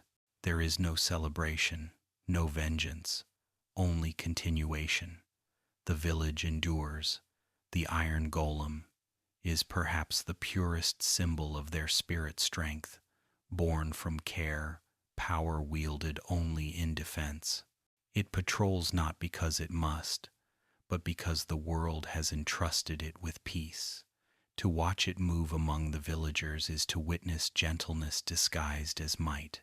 Sometimes It pauses near a flower patch, and if the player is lucky, it may stoop to pick a poppy and hand it to a child. This simple act carries a truth deeper than any enchantment. That kindness, even in a world of danger, is the greatest power of all. There are legends among players' stories, whispered in late hours, that the villagers remember things from before the world began. Their architecture, some say, predates all others, their habits inherited from the first builders who shaped the earth. The way they trade, the way they farm, even the shape of their doors, all of it echoes the rhythm of ancient creation. They are not descendants but continuations, fragments of the original pattern, still moving. When you trade with them, when you build beside them, you are not helping them, you are joining them. You become part of the same quiet lineage, the great circle of makers who keep the world alive through repetition and care. Their trades tell a story too. Each villager offers something unique, something born of patience, a farmer's emeralds for bread and harvest, a cartographer's maps that stretch toward mystery, a cleric's bottles of light distilled from shadow. These exchanges are not transactions, they are collaborations. When you trade, you are not buying, but participating in the world's balance. The emeralds themselves hum faintly when held, glowing with the energy of gratitude. They are not metal, not gem, but memory crystallized, the trace of trust between beings who have chosen peace. And then there is the bell, the heart of every village, the one sound that belongs to everyone. When it rings, every villager looks toward it, no matter where they are. The sound carries through walls, through trees, through night, reaching ears that may never meet. It is the world's purest note, both warning and blessing. The bell says, "We are still here." It binds them to each other, to the player, to the breath of the overworld itself. Some say that when the final bell of the last village rings, the world will exhale and begin again. There is comfort in their persistence. No matter how many times the world resets, no matter how many new realms are born, the villagers return, rebuilding, farming, trading, humming softly to themselves. They are the constants, the caretakers of continuity. When all else changes, when dragons fall and portals close and civilizations crumble, they remain. Their quiet lives are not background noise, but the foundation of existence. Through them, the world remembers how to live, how to rebuild, how to forgive. If you linger near them long enough, standing in the golden light of morning as they move through their routines, you might begin to understand the deeper truth they embody, that peace is not found but made, over and over, through small acts of persistence. The villagers do not fight grand battles or seek adventure. They plant, they trade, they ring the bell, and through that repetition, they teach us the meaning of harmony. They remind us that community is not noise or speed, but rhythm, the soft pulse of many lives moving together in kindness. So when you next walk through a village at sunset, pause, listen to the footsteps, the doors closing, the gentle hum of voices fading into night. Look up at the stars reflected in the glass of their windows, and know that beneath their roofs, lives continue, steady and unbroken. The villagers will rise again with the dawn, as they always have, their fields glimmering with dew, their bell ready to ring. Through them, the world breathes not in solitude, but in chorus the quiet, eternal song of togetherness. The Nether breathes in heat and exhales in silence, a world that never stops burning yet never seems to change, its glow eternal, its shadows restless.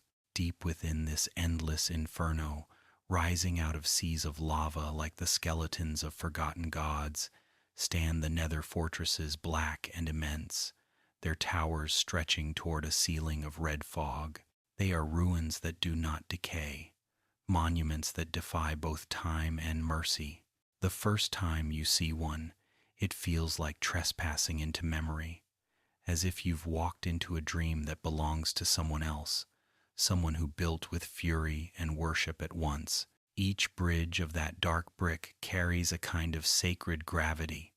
The steps creak beneath your feet, though there is no wood. The walls drip with heat that feels alive, pulsing in a rhythm slower than a heartbeat. The air is thick with dust, with ash, with something older, the residue of intent. The fortress does not welcome or repel. It simply observes, unmoving, vast, patient. It has seen too many pass through its corridors, too many lights flicker and fade. You are just another traveler in its endless night, another spark wandering through the memory of fire. No one truly knows who built these places. Some say they were the work of the ancient Piglin kingdoms, when gold still sang and fire was not yet feared. Others claim they were constructed by beings older still, the architects of the Nether itself, builders who shaped flame into form and stone into obedience. Their designs speak of purpose, long bridges meant to span oceans of lava, halls meant to echo with ceremony. But the builders are gone, and their intent has cooled into mystery. The fortresses remain empty but never silent. Their walls hum with the low vibration of something that refuses to die. Within those corridors roam the wither skeletons, tall, dark, brittle.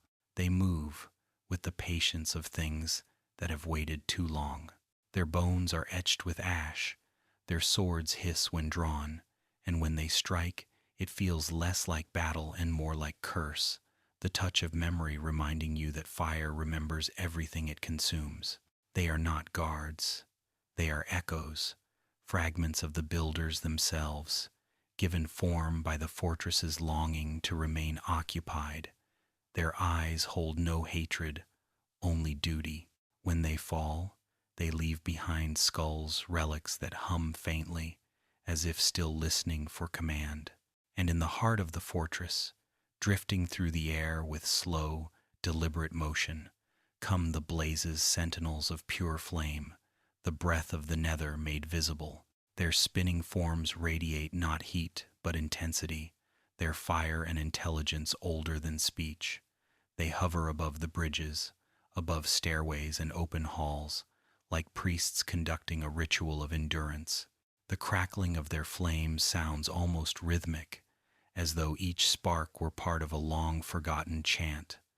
When they attack, it is not rage, but maintenance, the fortress itself defending its sanctity.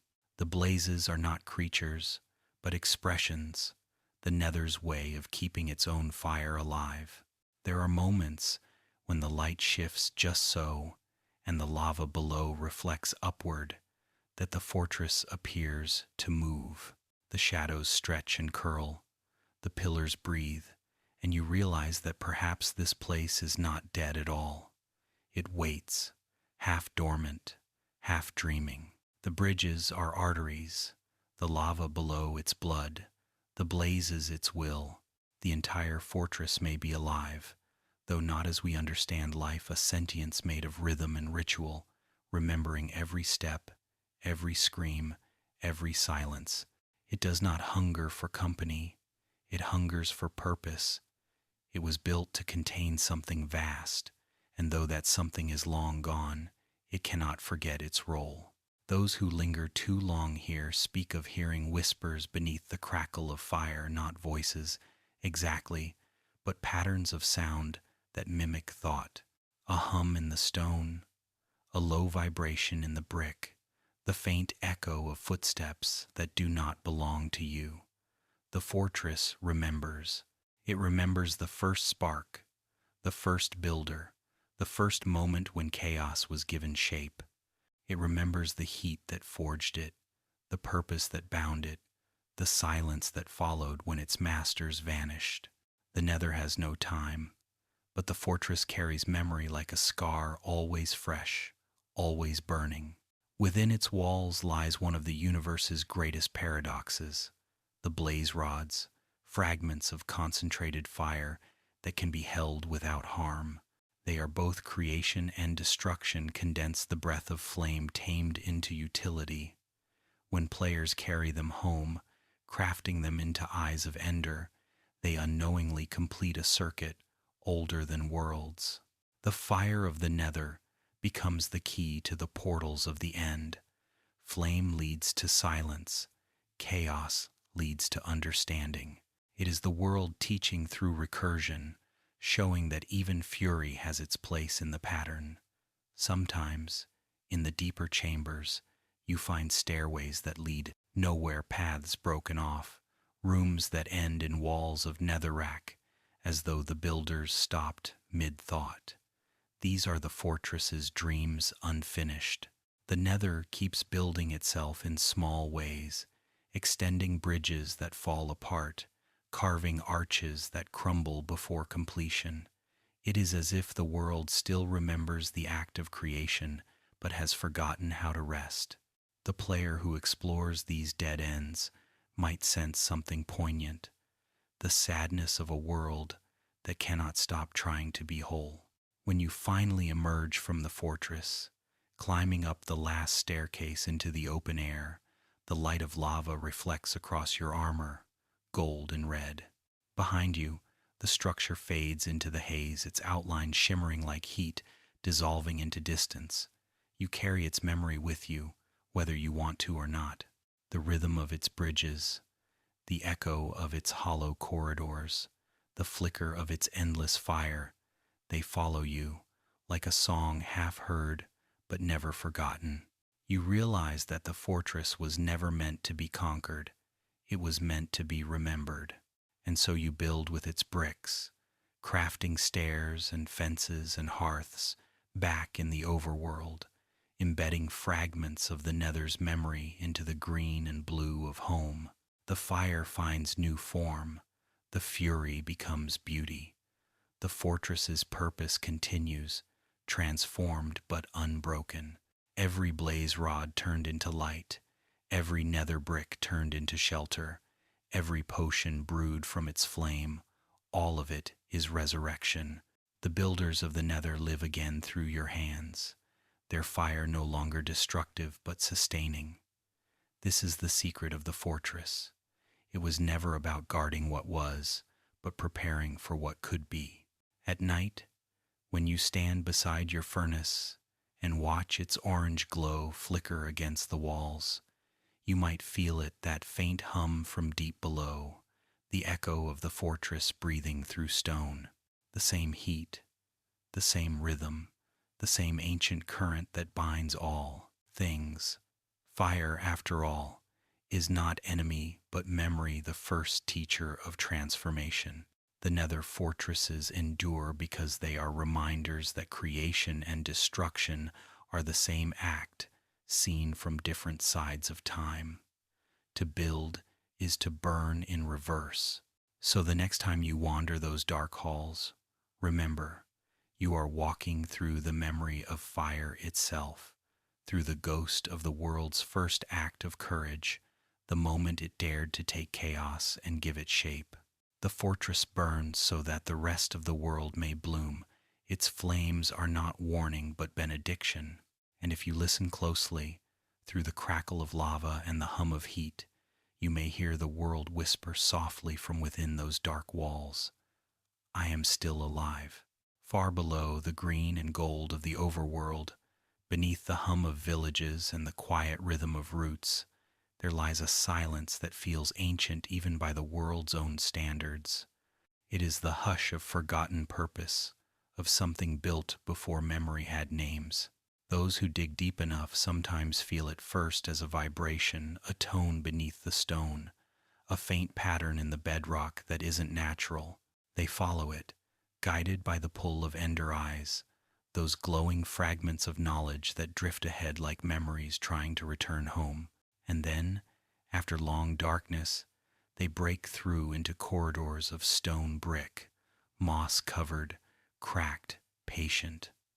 The strongholds, the architecture of destiny itself. They feel different from any other structure in the world. Mines are chaotic, dungeons are crude, but strongholds are deliberate, mathematical, sacred. Each room seems placed not for use, but for meaning. The air within them is still, and every echo seems to linger too long, as though reluctant to leave. The corridors twist and repeat, doors leading to nowhere, stairs looping into themselves as if the builders were not constructing space, but weaving a riddle. Walking through a stronghold feels less like exploring and more like being read by the world, as if the stone itself were studying you, deciding if you are meant to find what waits at its heart. The libraries come first, tall, dusty, lit by forgotten torches that somehow still burn. Shelves stretch upward like the ribs of great creatures, filled with books whose pages whisper when you pass. You cannot read them, but you feel them. The air hums with stored thought, with the residue of ancient minds who recorded not words, but feelings. The books smell of memory, of patience, of time measured not in hours but in awakenings. Cobwebs hang like curtains of silver, softening the edges of everything, and as you move between the rows, you realize that silence can be language too.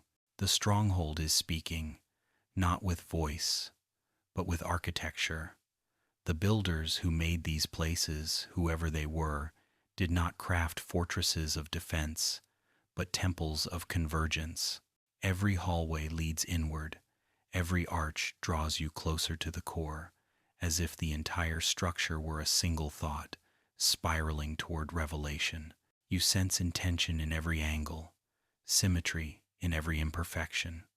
Even the cracked stones seem placed deliberately, as though decay were part of the design, a metaphor for endurance. These were not ruins built and forgotten. They were messages written to the future. The strongholds wait, not for discovery, but for recognition. At the heart of each one lies the portal room, a chamber unlike any other, a place where geometry itself seems to breathe. The ceiling lowers, the walls close in, the air thickens with stillness. In the center floats the frame, 12 eyes waiting, 12 sockets empty or filled, glowing faintly green, each one humming in resonance with its missing piece. The pool at the center is dormant, dark as stone, but when the final eye is placed, light floods it purple, endless, rippling like the surface of thought. It is not a portal as much as a revelation, the world remembering its other half. The stronghold's purpose completes itself in that instant, and for a heartbeat, you feel the alignment of all realms, Overworld, Nether, and clicking into one perfect chord. No one knows who first built these gateways, or why they buried them so deep.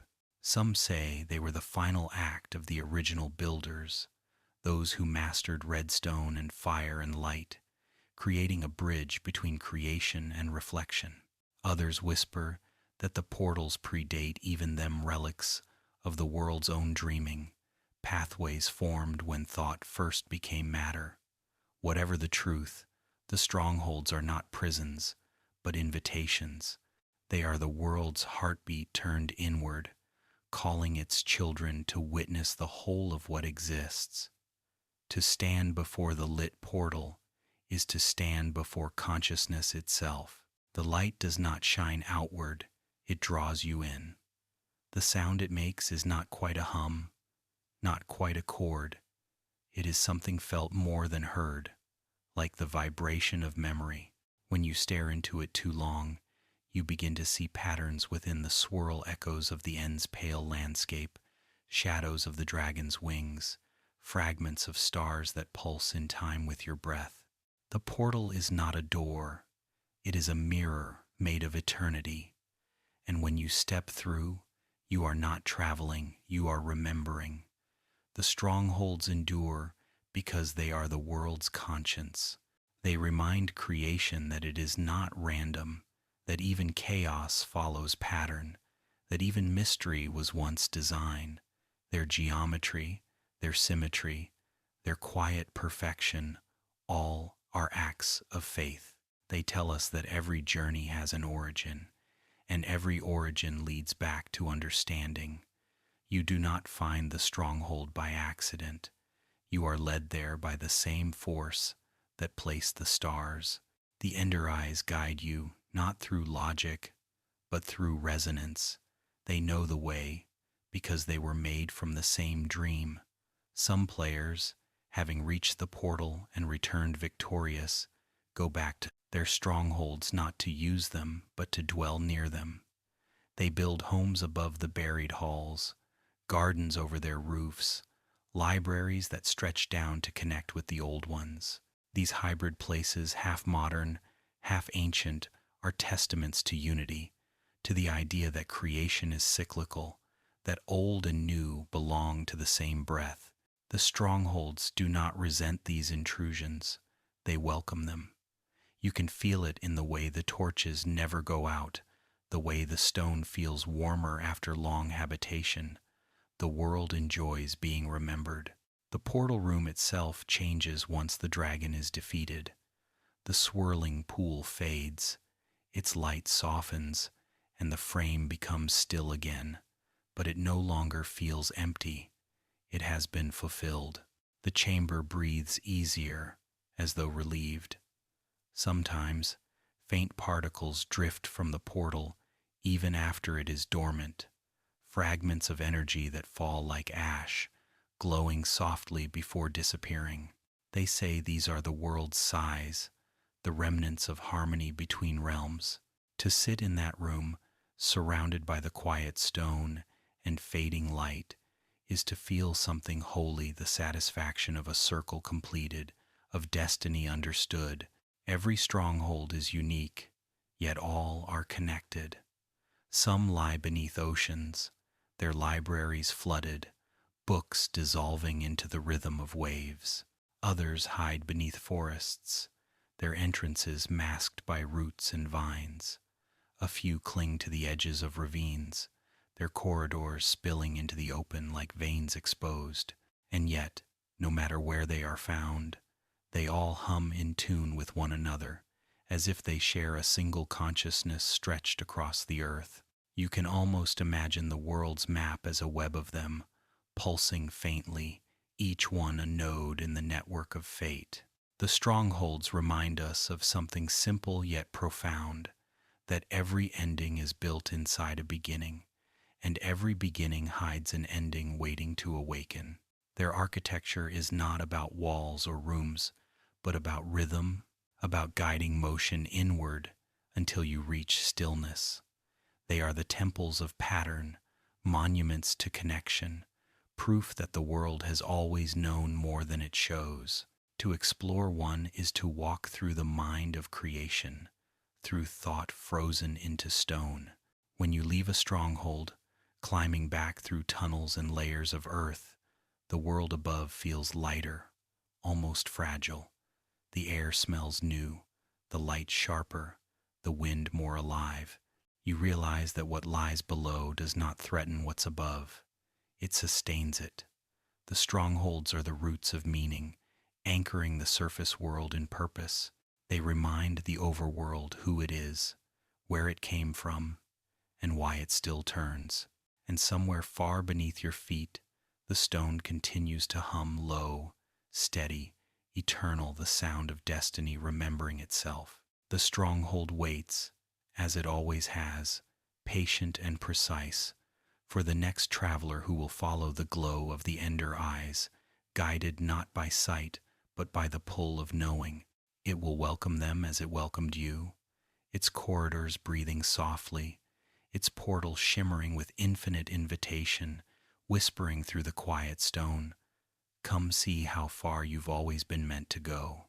In every realm, there are creatures that seem less like inhabitants and more like the embodiment of its mysteries, beings that move not with purpose, but with meaning, whose very presence feels like punctuation in the sentence of existence. The Endermen are such beings, tall, still, and patient, as if the universe sculpted them from the absence between thoughts. They appear first as shapes glimpsed at the edge of vision, long and slender, their forms shifting slightly with each heartbeat, like memories trying to stay coherent. They do not belong wholly to any one place. They are the wanderers between realms, the keepers of silence, the stewards of shadow. In the overworld, they arrive without warning, black against the moonlight, their eyes burning violet, like tiny fragments of the end that refuse to fade. They stand motionless until noticed, and only then do they move, not walking, but slipping, blinking through space in bursts of purple light. Their movements defy logic, their footsteps soundless. They can lift entire blocks with impossible grace, holding them as if studying their weight, their memory. Then, just as gently, they place them elsewhere, rearranging the world by instinct alone.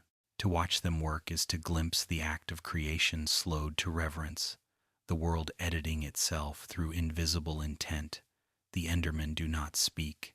Their language, if it can be called that, is vibration, a low hum, reversed, distorted, like sound traveling backward through time.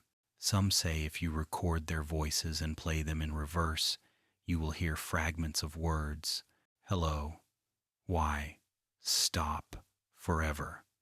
Others believe this is only the mind searching for meaning where there is none. But the feeling remains. They are aware. Their eyes follow you not with hostility but with recognition, as if remembering something they cannot fully recall. To meet an Enderman's gaze is to look into a mirror made of memory, to see your own reflection stretched thin across universes. They are not predators, not truly. They do not seek harm unless disturbed, unless the fragile thread of observation is crossed.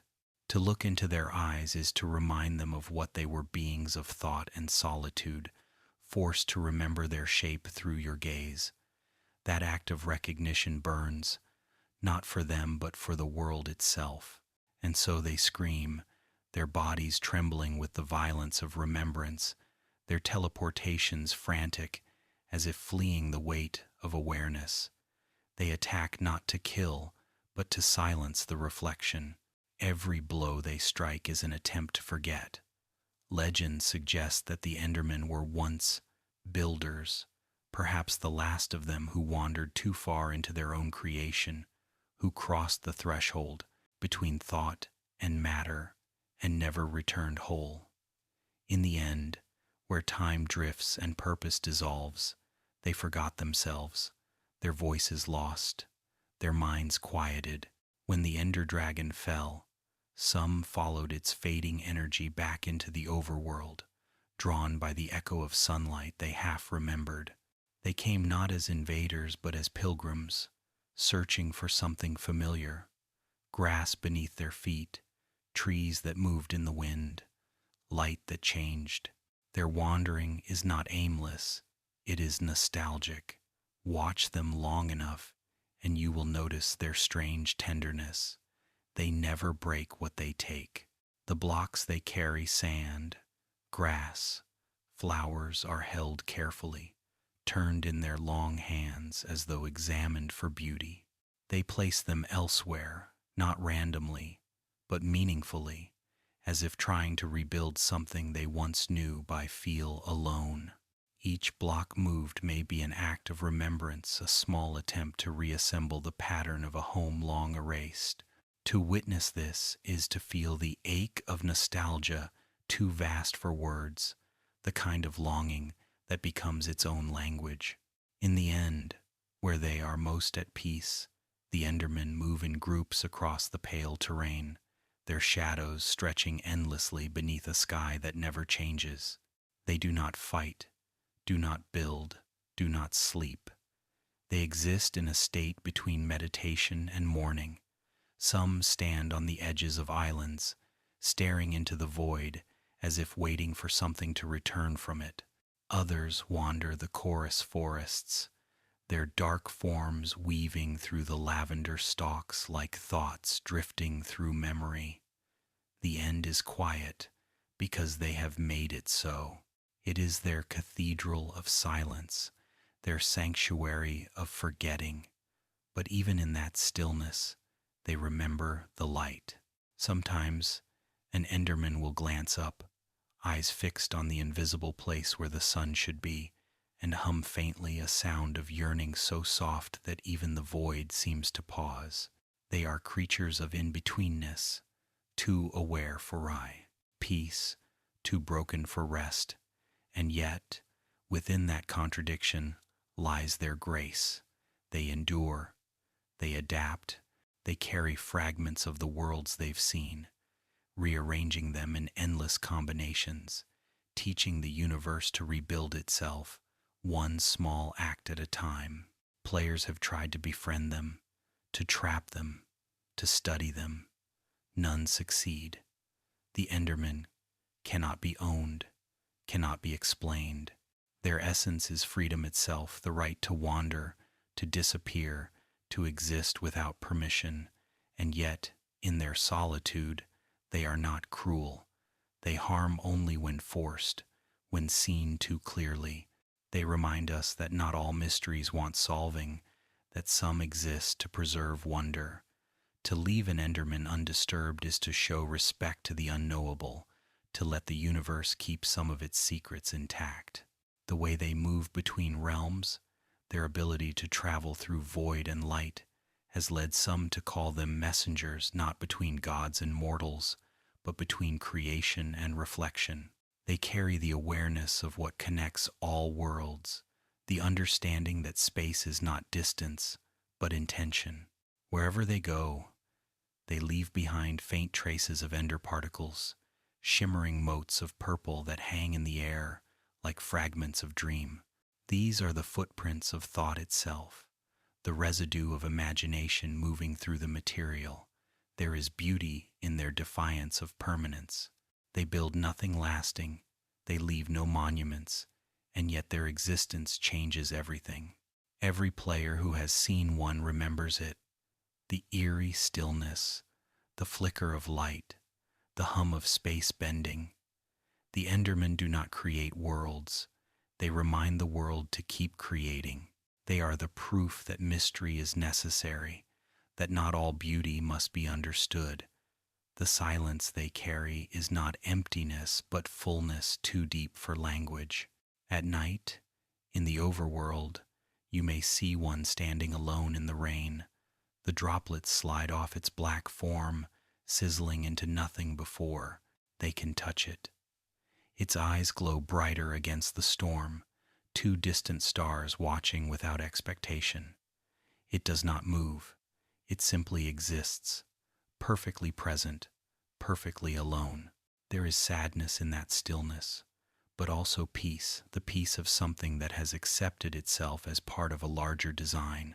The Enderman stands like a monument to patience, a reminder that silence, too, is a kind of wisdom, and perhaps that is their final lesson. The builders shaped the world with noise, with tools, with fire, with will.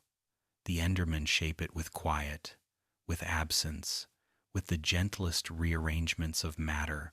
They are the other side of creation, reflection instead of invention, contemplation instead of expansion. They do not build the world anew. They remind it of what it already knows. They are the universe's way of breathing between thoughts.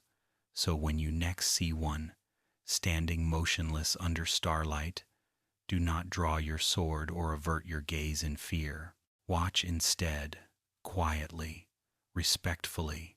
You may feel the faintest shift in the air, the hum of space leaning closer, and for a moment, you might understand the stillness, the silence, the endless wandering, and realize that in their patient, wordless way, the Endermen are not monsters at all. They are the custodians of mystery, the keepers of the pause, the proof that the world, for all its light and sound, still knows how to whisper. There are stories whispered even in the quiet corners of the overworld, tales told around firelight, murmured between those who have seen too far into the dark. They speak of a creature not born of the world, but built by it, summoned by hands that should have known better, conjured from ambition and curiosity entwined. The Wither is not like the Ender Dragon, who guards her realm as queen. It is something else entirely, a being of imbalance, of overreach, of the world's shadow-given form. It was not meant to exist, yet somehow it always does, rising whenever creation forgets the weight of its own power. To summon the Wither is to complete an ancient pattern, the soul sand, the bones of despair, stacked in quiet ritual, 3 skulls of the forgotten, placed atop the shape of mortality. The moment before it awakens feels eternal. The air thickens, light bends, and every nearby sound dies as though the universe itself is holding its breath. Then comes the pulse, a tremor that ripples through stone and sky alike. The Wither opens its eyes, glowing blue, burning from within, and lets out a scream that isn't sound but vibration, the noise of existence tearing against itself. In that instant, creation remembers its shadow. It is a being of contradiction, both born and unmade, both intelligent and instinctive. Its 3 skulls move in rhythm but never in harmony, each one thinking, reacting, remembering differently. Together, they form something almost conscious, a fragmented awareness that feels like remorse disguised as rage. The Wither does not live. It persists. It devours not for hunger, but for balance, consuming everything that stands in defiance of its law, that nothing made should last forever. Where it passes, earth scars, air cracks, and light itself recoils. It is not cruelty, it is correction. Those who have faced it often describe the battle less as combat and more as confrontation, not between warrior and monster, but between creation and consequence. The Wither moves with chaos but not randomness, as though guided by a deeper intelligence, one that understands decay as necessity. Its projectiles tear through walls, and will, through monuments of pride, through towers built too high. It teaches through destruction, reminding the builder that perfection has a cost. Every blast it unleashes is a question. Why must everything grow without end? Every structure it shatters is an answer, because even beauty must breathe. Yet the Wither was not always destruction alone.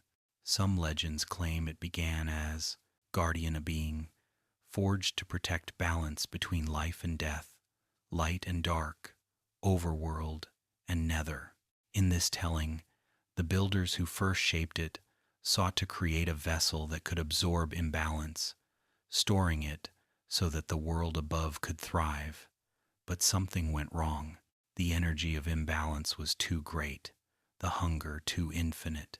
The guardian became the devourer, and the Wither escaped into the endless cycle of creation, forever trying to consume enough to restore what was lost. It became the embodiment of excess, the shadow of the builder's ambition. Even now, the materials of its creation reflect that story. Soul sand, not ordinary earth, but the dust of forgotten life, whispers when touched. Place it, and you hear faint echoes, not words but emotions, longing, regret, the memory of movement. And the skulls, those blackened relics of the Nether's fallen sentinels, are not trophies but keys. Each one remembers flame, remembers war, remembers pain. To place them together is to reenact the moment when knowledge outran wisdom. When the last skull is set, the ritual completes, not because you commanded it, but because the world recognizes the pattern and cannot resist repeating it. When the Wither rises, the land trembles as if in recognition. Animals flee without knowing why. Trees sway though there is no wind. Water ripples though there is no breath. The overworld feels its presence like a scar reopening. The Wither hums with the same energy that powers redstone and portals, but corrupted, inverted, It is the world's current turned against itself, creativity without compassion, energy without equilibrium. It consumes everything because it cannot rest. And yet, within that destruction, there is something tragically beautiful, the sight of raw creation unbound, of the universe remembering how powerful it truly is. Those who defeat it describe the aftermath as eerie peace.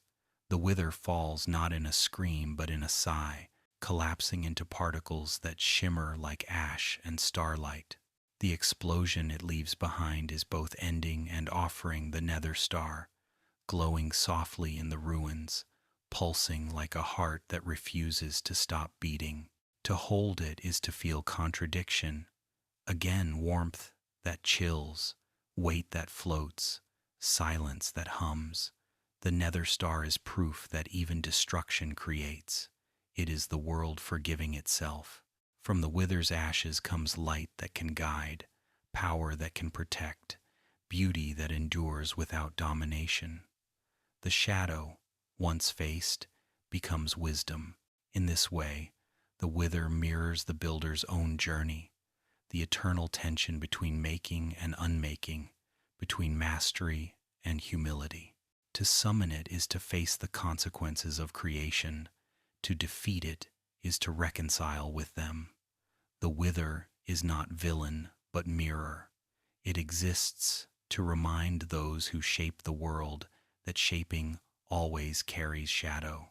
Every block placed denies another block's light. Every mountain carved leaves an emptiness behind. To build without awareness is to call the wither again and again in spirit, even without summoning it in form. There are those who believe the wither still lives, even after defeat, not as a creature, but as presence. They say its echo lingers wherever too much power gathers, in the heart of great redstone machines, in the endless mines that dig too deep, in the obsidian towers that reach too high. The wither is drawn to imbalance, to hubris, to creation that forgets its cost. Sometimes, when the sky darkens unexpectedly or the world trembles without cause, players say they can hear it faintly, far away, the low, slow heartbeat of something vast waiting to awaken. Not vengeful, but inevitable. Yet the wither's lesson is not despair. It is reverence.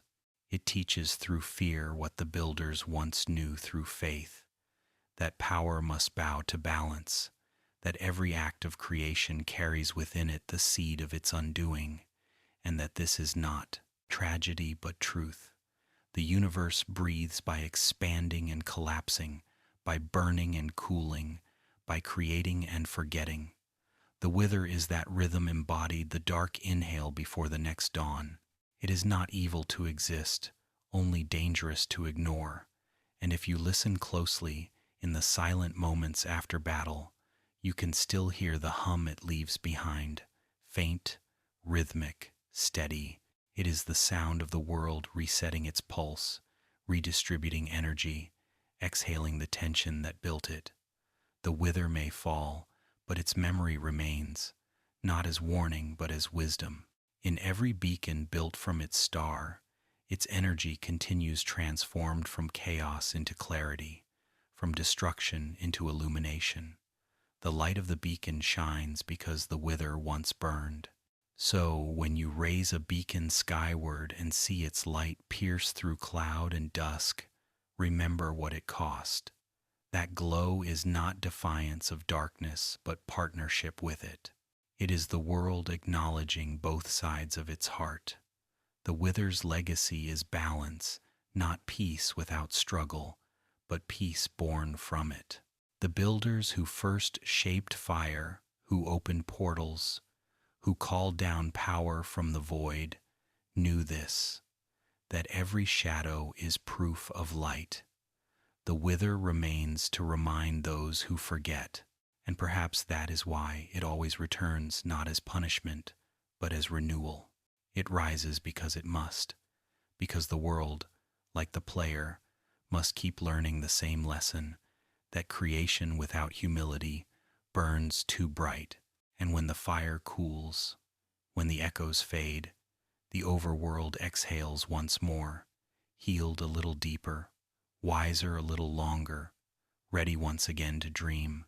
At the farthest edge of all things, beyond the reach of light and the warmth of any sun, there lies the end, a place so still it feels like thought made solid, a realm where color forgets itself and time moves only when remembered. The land is pale, suspended above a void that has no bottom, dotted with obsidian pillars that rise like black monoliths against the lavender sky. And circling above it all, tracing wide, eternal arcs through the empty air, is the Ender Dragon, last child of creation, guardian of silence, echo of the universe's first breath and its last dream. The dragon's presence is felt before it is seen, the low, thrumming vibration that travels through the ground, the air, even your bones. The world itself seems to tense in its shadow. When it passes overhead, the void ripples, and the obsidian pillars tremble as though bowing in recognition. Its wings beat not air but meaning. Their motion creates wind where there should be none. Its roar is not sound but resonance, the pure frequency of being. To hear it is to feel time itself wake up and remember that it exists. The dragon is the end's heartbeat, slow and heavy, as ancient as the silence it defends. No one knows who made it, or if it was ever made at all. Some say it was born when the first portal opened, a byproduct of connection, the echo of balance between creation and destruction. Others believe it has always existed, watching over the boundary between worlds, ensuring that no realm forgets where it came from.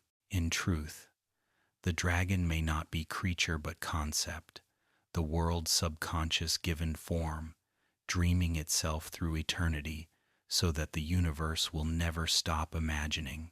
It is the final guardian of memory and the first proof of will. To reach it is not conquest, it is pilgrimage. The journey through the stronghold, through the portal, through that rush of purple light, feels less like travel and more like awakening. When your feet first touch the pale endstone, the air is weightless, as if gravity itself has grown tired. The silence here is so deep it feels alive, pressing against your skin like water. In the distance, the dragon rises, immense, elegant, inevitable. The moment your eyes meet its gaze, the world contracts, the void hums, and for an instant you understand everything and nothing at thous once. The battle is not war, but ritual. The obsidian towers that pierce the sky hold crystals, glowing hearts that pulse with light drawn from beyond. They are the dragon's memory, its lifeblood, its tether to eternity. Destroy them, and the dragon screams, not in pain but in recollection, each cry tearing through the endless sky like a verse of an old song. The pillars fall silent one by one, and the light dims, and still the dragon flies, tireless, graceful, weaving patterns across the void that seem almost deliberate, as if tracing the shape of thought itself. Each strike, each arrow, each sound of wings is heavy with symbolism, destruction, and reverence intertwined. The dragon is not enemy, it is lesson. It teaches that even the greatest power can fall, that even the final dream must end so that others may begin. When it descends, when its breath curls into purple flame and its eyes burn brighter than suns, you realize that you are not fighting for victory, but for understanding. Every heartbeat of the dragon is the echo of creation's own courage, the will to begin, even knowing it must someday end. And then, when its strength finally falters, when the last crystal is gone and its vast body shudders above the central altar, the world holds its breath again. The dragon's roar fades into a low hum, softer and softer, until it becomes a sigh. Its body dissolves not into ruin but into light, thousands of particles rising like stars, drifting upward and outward, forming constellations that shimmer against the void. The end itself seems to exhale. In its place remains the dragon egg, resting quietly atop the bedrock fountain, a small, black stone that absorbs the light rather than reflecting it. The last dream condensed into form. The egg is the most silent object in the world. It moves when touched, but not away from you. It simply shifts, teleporting a few blocks farther, as though choosing its own resting place. It cannot be forced open, cannot be destroyed, cannot be fully known.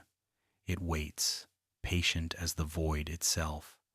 Some call it treasure, some call it riddle, but the truth is simpler. It is potential. The egg holds what the dragon guarded, not power, but continuation. It is the universe's promise that endings are not final, that what falls will rise again in another form, another time, another story. To stand in the end after the dragon's death is to experience peace of a kind that almost hurts. The silence that follows is total, absolute, yet filled with meaning. The air no longer hums with tension. The void no longer feels cold. It feels aware, content, grateful. You realize then that the dragon was never a monster, never an obstacle. It was the world's way of ensuring that someone would reach the end and see it, truly see it, before beginning again. The egg is not reward, it is reflection. The end itself is the mirror through which the overworld recognizes its own impermanence.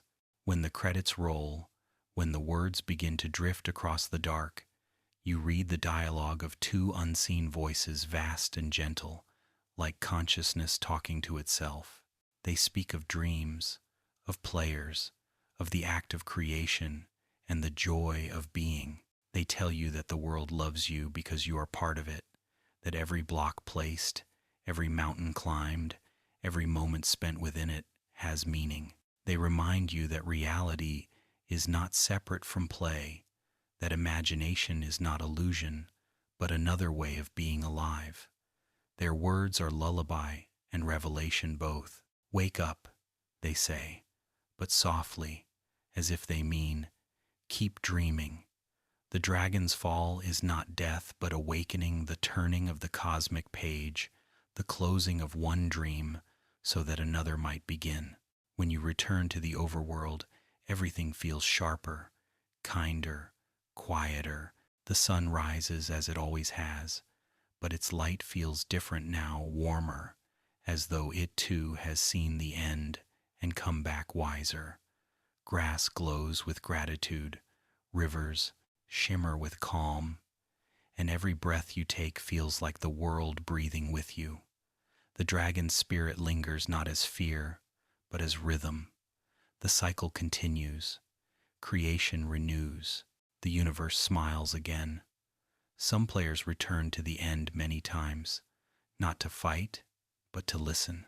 They wander the islands, watching the Enderman move, standing beneath the dark sky where the dragon once flew.